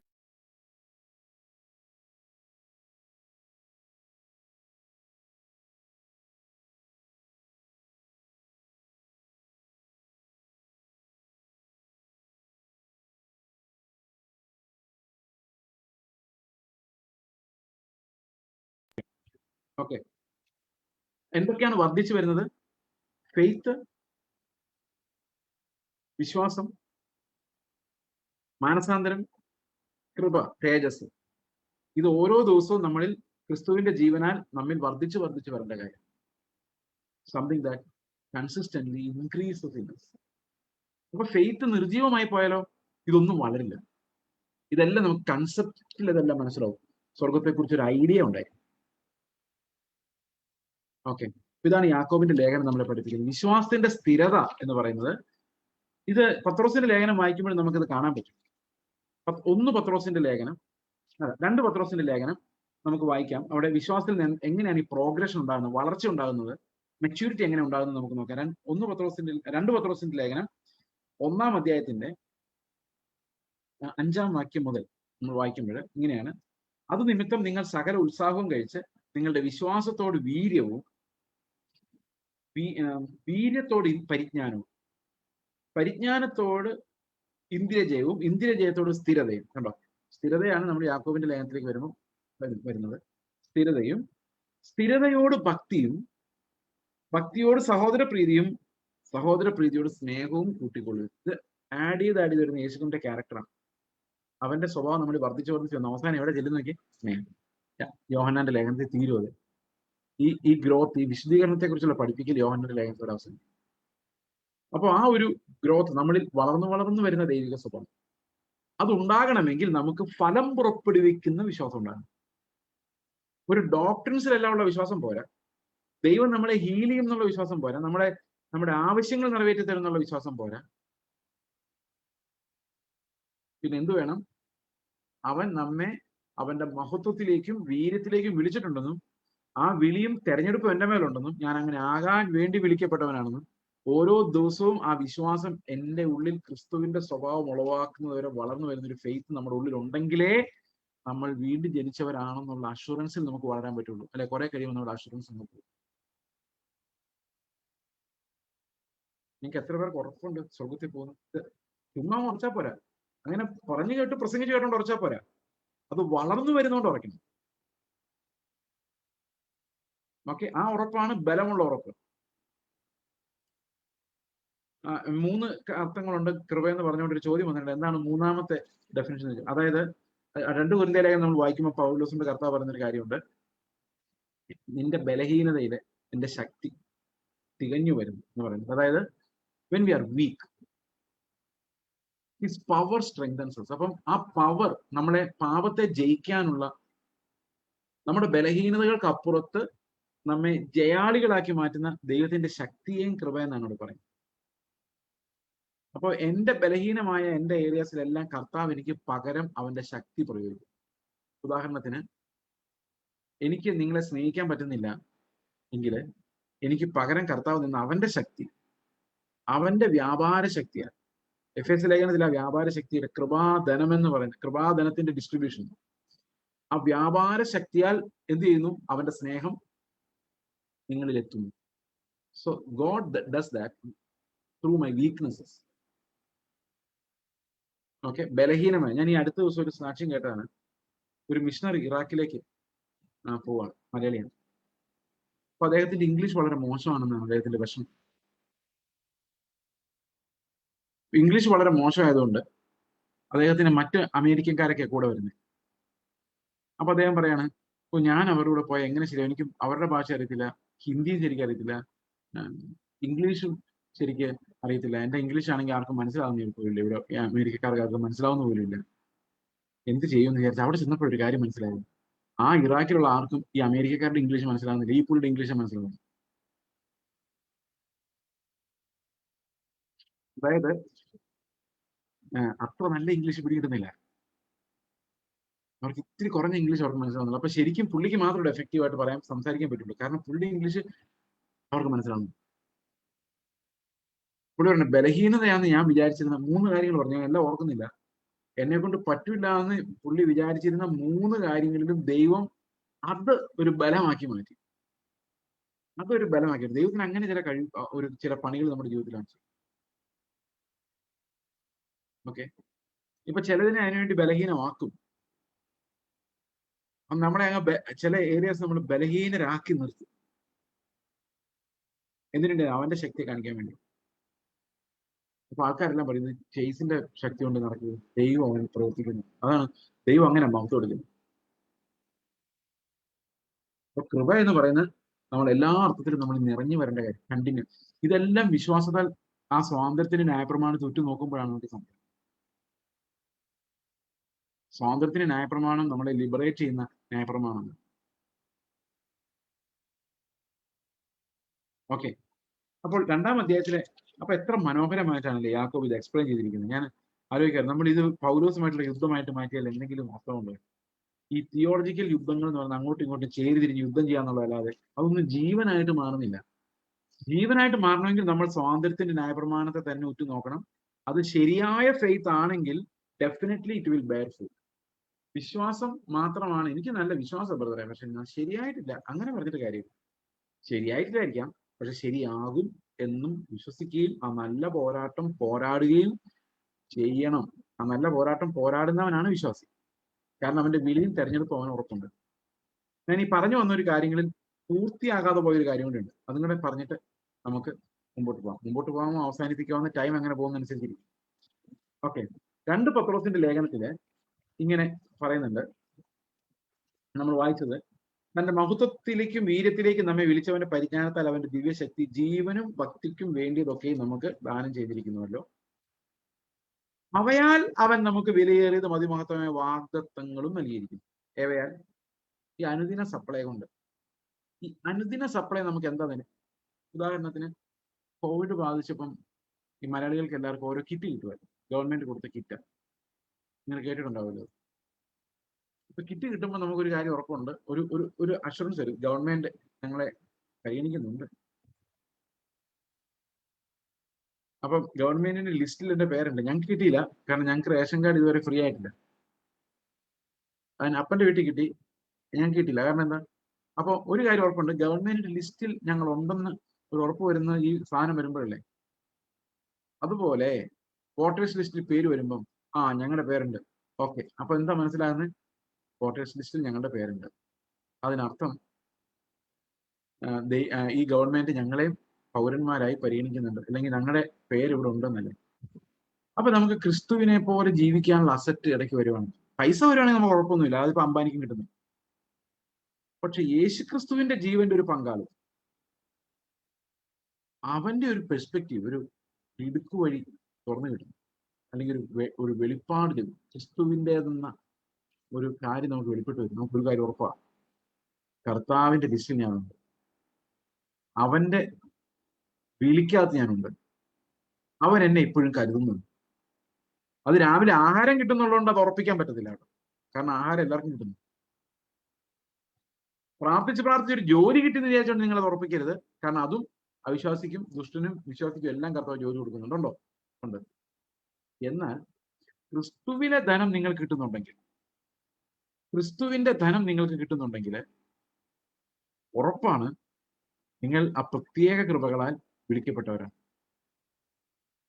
ഇത് നമുക്ക് ഭയങ്കര അഷുറൻസ് തരും. Daily living in the lord and growth in faith.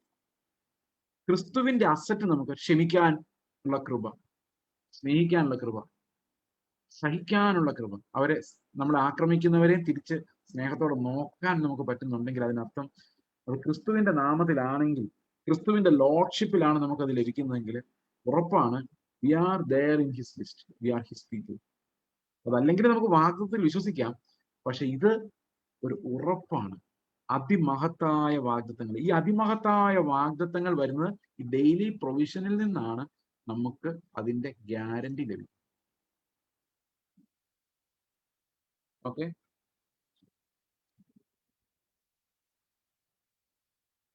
Okay. അപ്പോൾ ഇങ്ങനെ കാണുന്ന ആളുകൾ, അതായത് ഈ ഉറപ്പ് പ്രാപിച്ചിട്ടുള്ള ആൾക്കാർ, വിശ്വാസത്തിന്റെ ഫലത്തെക്കുറിച്ച് നമ്മൾ ചിന്തിക്കുന്നതുകൊണ്ടാണ് ഈ വാക്യങ്ങളിലൂടെ കടന്നു പോകുന്നത്. ഈ ഫെയ്ത്ത് കൺസിസ്റ്റന്റ് ആണെങ്കിൽ നമുക്ക് ഫലം പുറപ്പെടുവിക്കുന്ന ഫെയ്ത്ത് ആയിട്ട് അത് മാറും എന്നുള്ളത് കൊണ്ടാണ്. അപ്പൊ ഇങ്ങനൊരു അഷുറൻസ് നമുക്ക് ഉണ്ടായി കഴിഞ്ഞാൽ നമ്മൾ എന്ത് ചെയ്യുമെന്ന് പത്രോസ് പറയുന്നറിയോ? അവയാൽ അവൻ നമുക്ക് വിലയേറിയതും അതിമഹത്തായ വാഗ്ദത്തങ്ങൾ നൽകിയിരിക്കുന്നു. അവയാൽ ഈ daily provision, daily provision ration അല്ല ഞാൻ ഉദ്ദേശിച്ചത്, ദൈവകൃപയുടെ പ്രൊവിഷൻ, വിശ്വാസത്തിന്റെ പ്രൊവിഷൻ, ക്രിസ്തുവിന്റെ ഇൻക്രീസ്ഡ് വെളിപ്പാട്, ഇങ്ങനെയുള്ള കാര്യങ്ങളിലൂടെ ഓക്കെ ദൈവം നമുക്ക് എന്ത് തരുന്നു? അതിമഹത്തായ ഒരു വാഗ്ദത്തം തരുന്നു. പരിശുദ്ധാത്മാവിന്റെ പ്രവർത്തനങ്ങൾ നമുക്ക് അതിമഹത്തായ ഒരു വാഗ്ദത്തം തരുന്നു. ഈ വാഗ്ദത്തം എന്തിനു വേണ്ടിയാണെന്നറിയാം? യാക്കോബിന്റെ ലേഖനത്തിൽ ഇനി വരാൻ പോകുന്ന പരാമർശങ്ങളെല്ലാം ഇതിനെ അടിസ്ഥാനപ്പെടുത്തിയുള്ളതാണ്. എന്തിനു വേണ്ടിയാണ്? അടുത്ത വാക്യം, ഇവയാൽ ഈ അതിമഹത്തായ വാഗ്ദത്തങ്ങളാൽ നിങ്ങൾ ലോകത്തിൽ മോഹത്താലുള്ള നാശം വിട്ടൊഴിഞ്ഞ് ദിവ്യ സ്വഭാവത്തിന് കൂട്ടാളികളായി തീരുവാൻ ഇടവരുന്നു. ഇത് തന്നെയല്ലേ യാക്കോബ് പറയുന്നത്? യാക്കോബ് എന്താ പറയുന്നത്? മോഹം ആണ് ഗർഭം ധരിച്ച് പാപത്തെ പ്രസവിക്കുന്നത്, പാപം മുഴുത്തിട്ട് മരണത്തെ പ്രസവിക്കുന്നു എന്ന് പറയുന്നത്. ഈ മോഹങ്ങളാൽ നിന്ന് രക്ഷപ്പെടണമെങ്കിൽ നമുക്ക് എന്ത് വേണം? സ്ഥിരമായൊരു വിശ്വാസം നമ്മളിൽ ഉണ്ടായി, ആ വിശ്വാസം നമുക്ക് ഉറപ്പ് തരണം. നമുക്ക് സ്വർഗത്തിലെ ഒരു സമ്പത്തിന്റെ വാഗ്ദത്വമുണ്ട്, അതാണ് റിയൽ. അത് ഓരോ ദിവസം ചെല്ലുന്തോറും അതിന്റെ ബോധം നമ്മൾ വർദ്ധിച്ചു വരണം. പ്രായമാകുമ്പോഴേക്ക് നമ്മൾ ലോകം വിട്ടു പോകാറാവും, ചിലപ്പോൾ അതിനു മുമ്പേ പോകും. ആ സമയമാകുമ്പോഴേക്ക് ലോകത്തോടുള്ള എല്ലാ കണക്ഷനും നമുക്ക് കർത്താവിന്റെ പ്രത്യാശയിലേക്ക് മാത്രം നോക്കാൻ, അത് യൗവനകാലത്ത് തന്നെ സാധിക്കേണ്ട കാര്യമാണ്. ഈ ലോകം പതുക്കെ നമുക്ക് അപ്രസക്തമായി തോന്നും. ഇവിടെ എന്ത് സംഭവിക്കുന്നു? അപ്രസക്തമായി തോന്നും. കഴിഞ്ഞ ദിവസം ഒരു ചർച്ചിലെ മീറ്റിംഗിന് വിളിച്ചപ്പോൾ അവർ ഭയങ്കര പ്രൊഫഷണൽ ആയിട്ട് ചെയ്യുന്നത്. ഞാൻ അവരോട് പറഞ്ഞു, എന്നെ സംബന്ധിച്ച് നിങ്ങൾ എങ്ങനെ ചെയ്താലും എനിക്ക് കുഴപ്പമില്ല, പക്ഷെ എനിക്ക് പ്രൊഫഷണൽ ആവാൻ പറ്റിയല്ല. ഒത്തിരി ലിമിറ്റേഷൻ ഉള്ള ഒരാളാണ്, പ്രൊഫഷണൽ ആവാൻ പറ്റിയല്ല. കാരണം ഞാൻ ഈ കഴിഞ്ഞ ദിവസം തന്നെ ഒരു പ്രസംഗം പറയാൻ വേണ്ടി 5-6 പോയിട്ട് എഴുതിക്കൊണ്ട് പോയി. ഒരിക്കലും ചെയ്യാത്ത പരിപാടിയാണ്, ചുമ്മാ മനസ്സിൽ വന്നു. കാരണം എനിക്ക് ഞാൻ വിചാരിച്ച് ഇത് പറഞ്ഞേ പറ്റൂ, അതൊന്നും എന്നെ കൊണ്ട് ദൈവം പറയിപ്പിച്ചില്ല. അപ്പോൾ I cannot become A professional teacher, അങ്ങനെ ആകാൻ പറ്റില്ല. ബലഹീനനായി നിൽക്കുമ്പോൾ അനുഭവിക്കുന്ന ദൈവകൃപയാണ് നമ്മളെല്ലാവരെയും അവൻ പൂർണ്ണമായി നമ്മിൽ ജീവിക്കുവാൻ, വിശ്വാസം പ്രവൃത്തിയായി വെളിപ്പെടുവാൻ. നമ്മുടെ ആർട്ടിസ്ട്രി അല്ല ആളുകളെ രക്ഷിക്കുന്നത്. നമ്മൾ നല്ല ഭംഗിയായിട്ട് അവതരിപ്പിക്കുന്നതുകൊണ്ടല്ല ഒരു മനുഷ്യനോട് സുവിശേഷം പ്രവർത്തിക്കുന്നത്. നമ്മൾ പ്രൊഫഷണലായിട്ട് സമീപിക്കുന്നതുകൊണ്ടല്ല നമ്മൾ ആത്മാക്കളെ രക്ഷിക്കുന്നവരായിട്ട് മാറുന്നു. It's because the lord is operating through our weaknesses. Okay. അപ്പോൾ അതിമഹത്തായ വാഗ്ദത്തങ്ങൾ നമുക്ക് വന്നിട്ടുണ്ട്. ഈ അതിമഹത്തായ വാഗ്ദത്തങ്ങൾ ഉള്ളതുകൊണ്ട് നമുക്ക് ലോകം ഒരു പ്രശ്നമില്ല. ലോകം എങ്ങനെ ചിന്തിക്കുന്നുള്ള പ്രശ്നമില്ല. അവരത് എങ്ങനെ, അത് യാക്കോബിന്റെ ലേഖനത്തിൽ ഒരു പ്രധാനപ്പെട്ട തീമാണ്. ലോകം എങ്ങനെ ചിന്തിക്കുന്നു എന്നുള്ളത് നമ്മൾ മൈൻഡ് ചെയ്യുന്നില്ല എന്നുള്ളത്. ഓക്കെ, നമുക്ക് യാക്കോബിന്റെ ലേഖനത്തിലേക്ക് തിരിച്ചു വരാം. I think it's now clear. എന്തെല്ലാം കാര്യങ്ങളാണ് നമ്മൾ ക്ലിയർ ആക്കാൻ ശ്രമിച്ചത്? ഒന്ന് സ്വാതന്ത്ര്യത്തിന്റെ ന്യായപ്രമാണം. മറ്റൊന്ന്, ഈ സ്വാതന്ത്ര്യത്തിന്റെ ന്യായപ്രമാണത്തിലൂടെ ഉറ്റുനോക്കുമ്പോൾ നമ്മൾ എങ്ങനെയാണ് ദൈവിക സ്വഭാവമുള്ളവരായി മാറുന്നത്. ആ കൺസിസ്റ്റന്റ്ലി അങ്ങോട്ട് നോക്കാൻ ആ സ്വാതന്ത്ര്യത്തിന്റെ ന്യായപ്രമാണം നമുക്ക് തന്ന അതിവിശുദ്ധ വിശ്വാസം. ഈ കാര്യങ്ങളാണ് നമ്മൾ ഇന്ന് പ്രധാനമായിട്ടും കണ്ടത്. ഓക്കെ, അപ്പോൾ 2-ാം അധ്യായത്തില് ഈ 2 കാര്യങ്ങളിലുള്ള ഒരു ഫോക്കസ് ആണ് നമുക്ക് കാണാൻ പറ്റുന്നത്.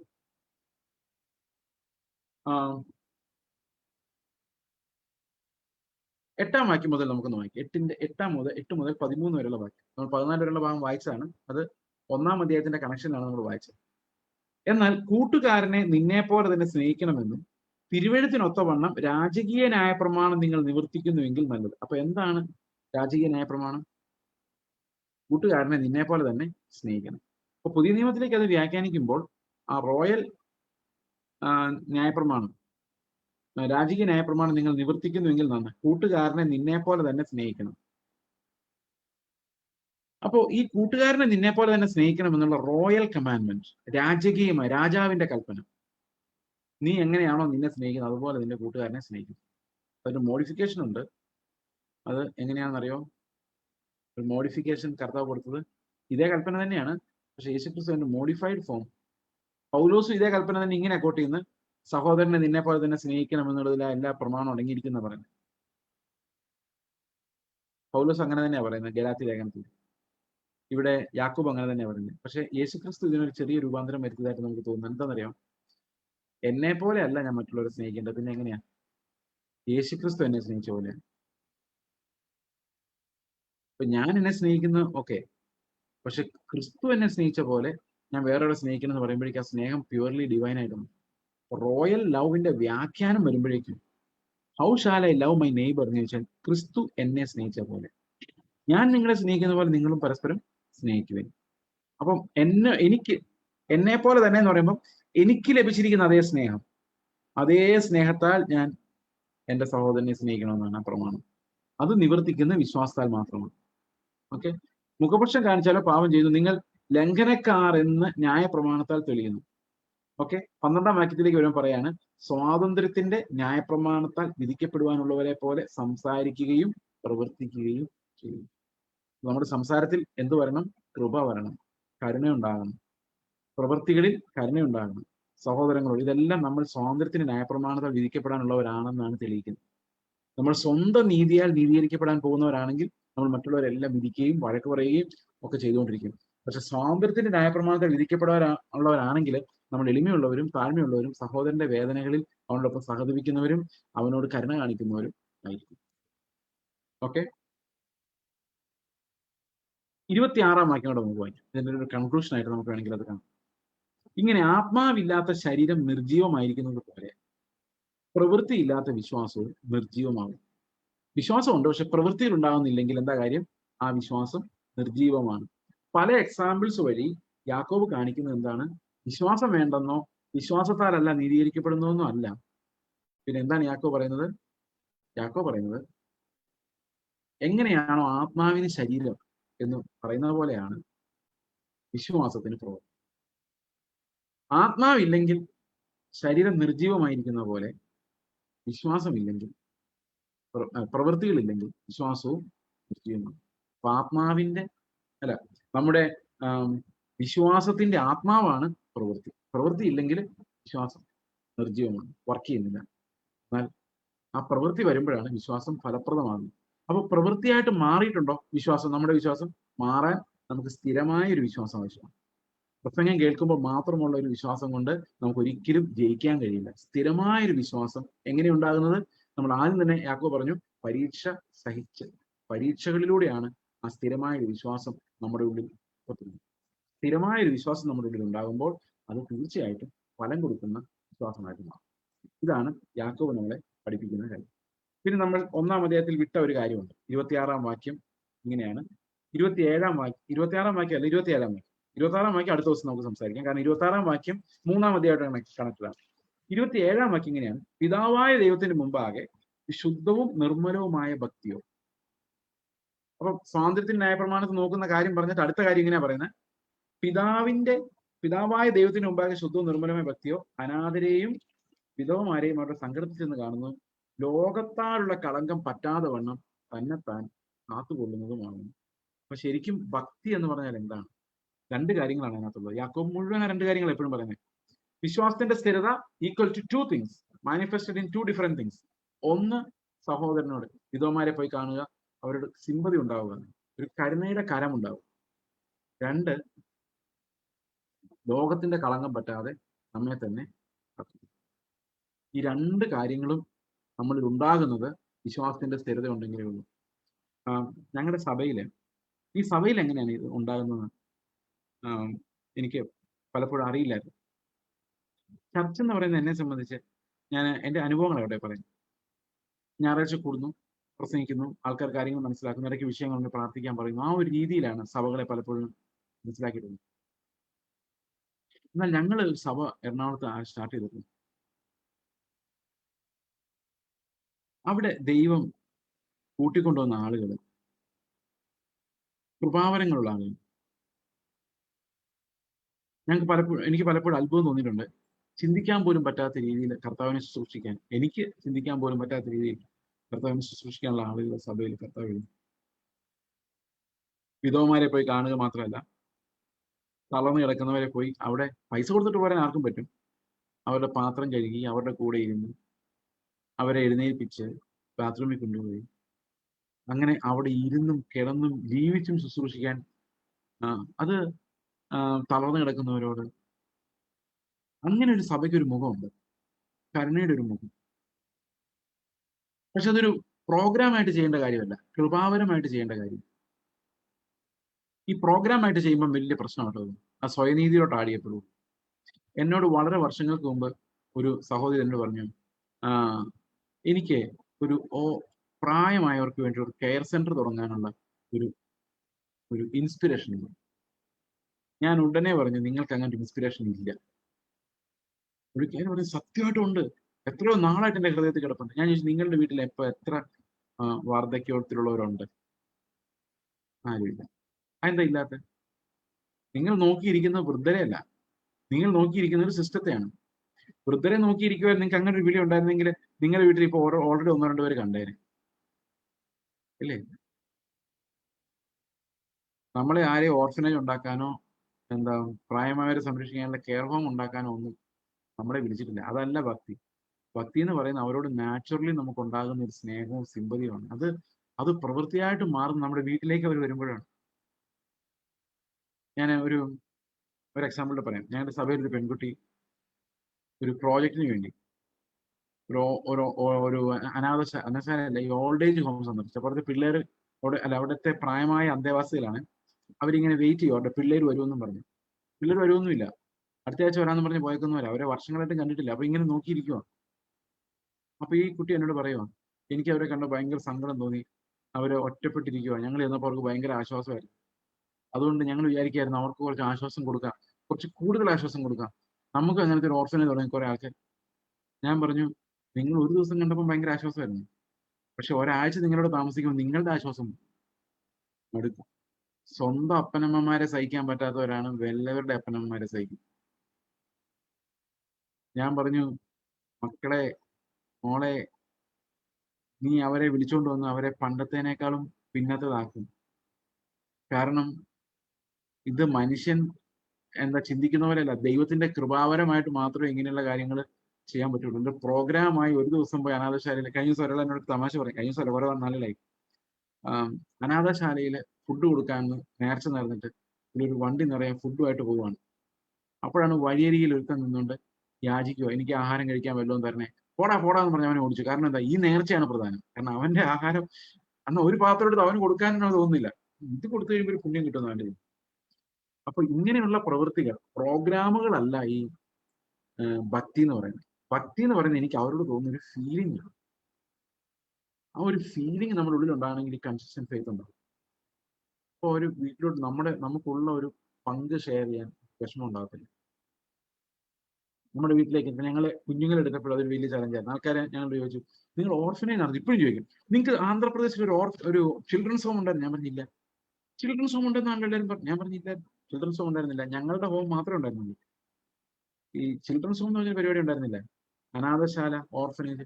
എങ്ങനെയാണ് ഒരു വിശ്വാസിയുടെ വീട്ടിലൊരു കൊച്ചു വരുന്നവരെ അനാഥനായിരുന്നിരിക്കാം, പക്ഷെ വന്നു കഴിഞ്ഞിട്ട് ഒരാഴ്ച കഴിഞ്ഞിട്ട് അവൻ അനാഥനാകുന്നത് എങ്ങനെയാണ്? അനാഥരില്ലെങ്കിൽ പിന്നെ അനാഥശാല ഉണ്ടാവും. അപ്പോൾ ഭക്തി എന്ന് പറയുന്നത് നമ്മൾ ചില പ്രവൃത്തികൾ ചെയ്യുന്നതല്ല. അതാ ഞാൻ പറഞ്ഞു വന്നു.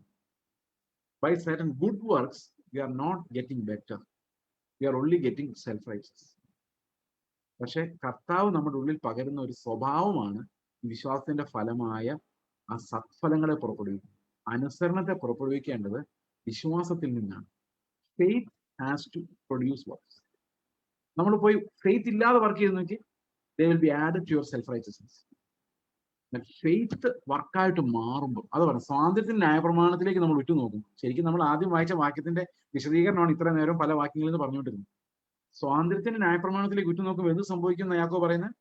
യാക്കോബിന്റെ 1 പറയുന്ന 25, സ്വാതന്ത്ര്യത്തിന്റെ തികഞ്ഞ ന്യായപ്രമാണം ഉറ്റുനോക്കി അതിൽ നിലനിൽക്കുന്നവനോ കേട്ടു മറക്കുന്നവനല്ല, പ്രവൃത്തി ചെയ്യുന്നവനായി താൻ ചെയ്യുന്നതിൽ ഭാഗ്യവാനാകും. സോ പ്രവൃത്തി comes from that stable faith which makes you continuously look into that freedom of that law of liberty. അപ്പോൾ പ്രവൃത്തികളല്ല എന്നുള്ളത് മനസ്സിലായി കാണുമെന്ന് ഞാൻ വിചാരിക്കുന്നു. ആ പ്രവൃത്തികൾ ഉണ്ടായി വരുമ്പോഴാണ് അത് വിശുദ്ധമാകുന്നത്. നമ്മൾ ചില പ്രവൃത്തികൾ ഇങ്ങനെ 1, 2, 3 എന്ന് പറഞ്ഞ് ആഡ് ചെയ്യാൻ ശ്രമിച്ചു കഴിഞ്ഞാൽ that all will amount to self righteousness. എന്നാൽ വിശ്വാസത്തിൽ വർദ്ധിക്കുമ്പോൾ, പരിജ്ഞാനത്തിൽ വർദ്ധിക്കുമ്പോൾ, ക്രിസ്തു ചെയ്യുമായിരുന്ന പ്രവൃത്തികളിലേക്ക് ആത്മാവ് നമ്മൾ നടത്തുമ്പോൾ അത് സ്വയനീതീകരണമായിട്ടല്ല മാറുന്നത്, അത് ദൈവത്തിന് പ്രസാദമായിട്ടാണ് മാറുന്നത്. ഓക്കെ, അതുകൊണ്ട് നമുക്ക് കർത്താവിന്റെ സന്നിധിയിൽ ഈ വിഷയങ്ങളെ ഏൽപ്പിച്ച് നിർത്താം. അവന്റെ വിശ്വാസത്താൽ ധൈര്യമുള്ള, ഉറപ്പുള്ള, അനുദിനം പരിപാലിക്കപ്പെടുന്ന, അനുദിനം റിസോഴ്സസിനാൽ അനുഗ്രഹിക്കപ്പെടുന്നു ദൈവകൃപയുടെ പരിപാലനം അനുഭവിക്കുവാൻ ദൈവം നിങ്ങൾ ഓരോരുത്തരെയും സഹായിക്കട്ടെ. പ്രാർത്ഥിക്കാം. ഞങ്ങളുടെ സ്വർഗസ്ഥ പിതാവേ, ഞങ്ങളുടെ വിശ്വാസം സ്ഥിരമാകുവാനും അത് ഫലം പുറപ്പെടുവിക്കുവാൻ, ഞങ്ങളുടെ സ്വഭാവത്തെ തന്നെ അത് മാറ്റുവാൻ, ക്രിസ്തുവിന്റെ കൃപയാൽ നിറയുവാൻ കർത്താവെ ഞങ്ങളെ അവിടുന്ന് സഹായിക്കുന്നു. കർത്താവെ, ഓരോ ദിവസവും ഞങ്ങളിൽ മാനസാന്തരം വർദ്ധിച്ചു വരുവാൻ, വിശ്വാസം വർദ്ധിച്ചു വരാൻ, പ്രത്യാശ വർദ്ധിച്ചു വരുവാൻ, ഞങ്ങൾ അങ്ങയുടെ റിസോഴ്സസിനെ പ്രാപിച്ച് ക്രിസ്തുവിന്റെ ജീവൻ ഞങ്ങളിൽ വ്യാപരിക്കുവാൻ, അത് അനുസരണമായി മാറുവാൻ ഞങ്ങളെ അവിടെ നടത്തണമേ. ഇന്നയോടെ സ്തോത്രം. കർത്താവായ യേശു ക്രിസ്തുവിന്റെ നാമത്തിൽ തന്നെ.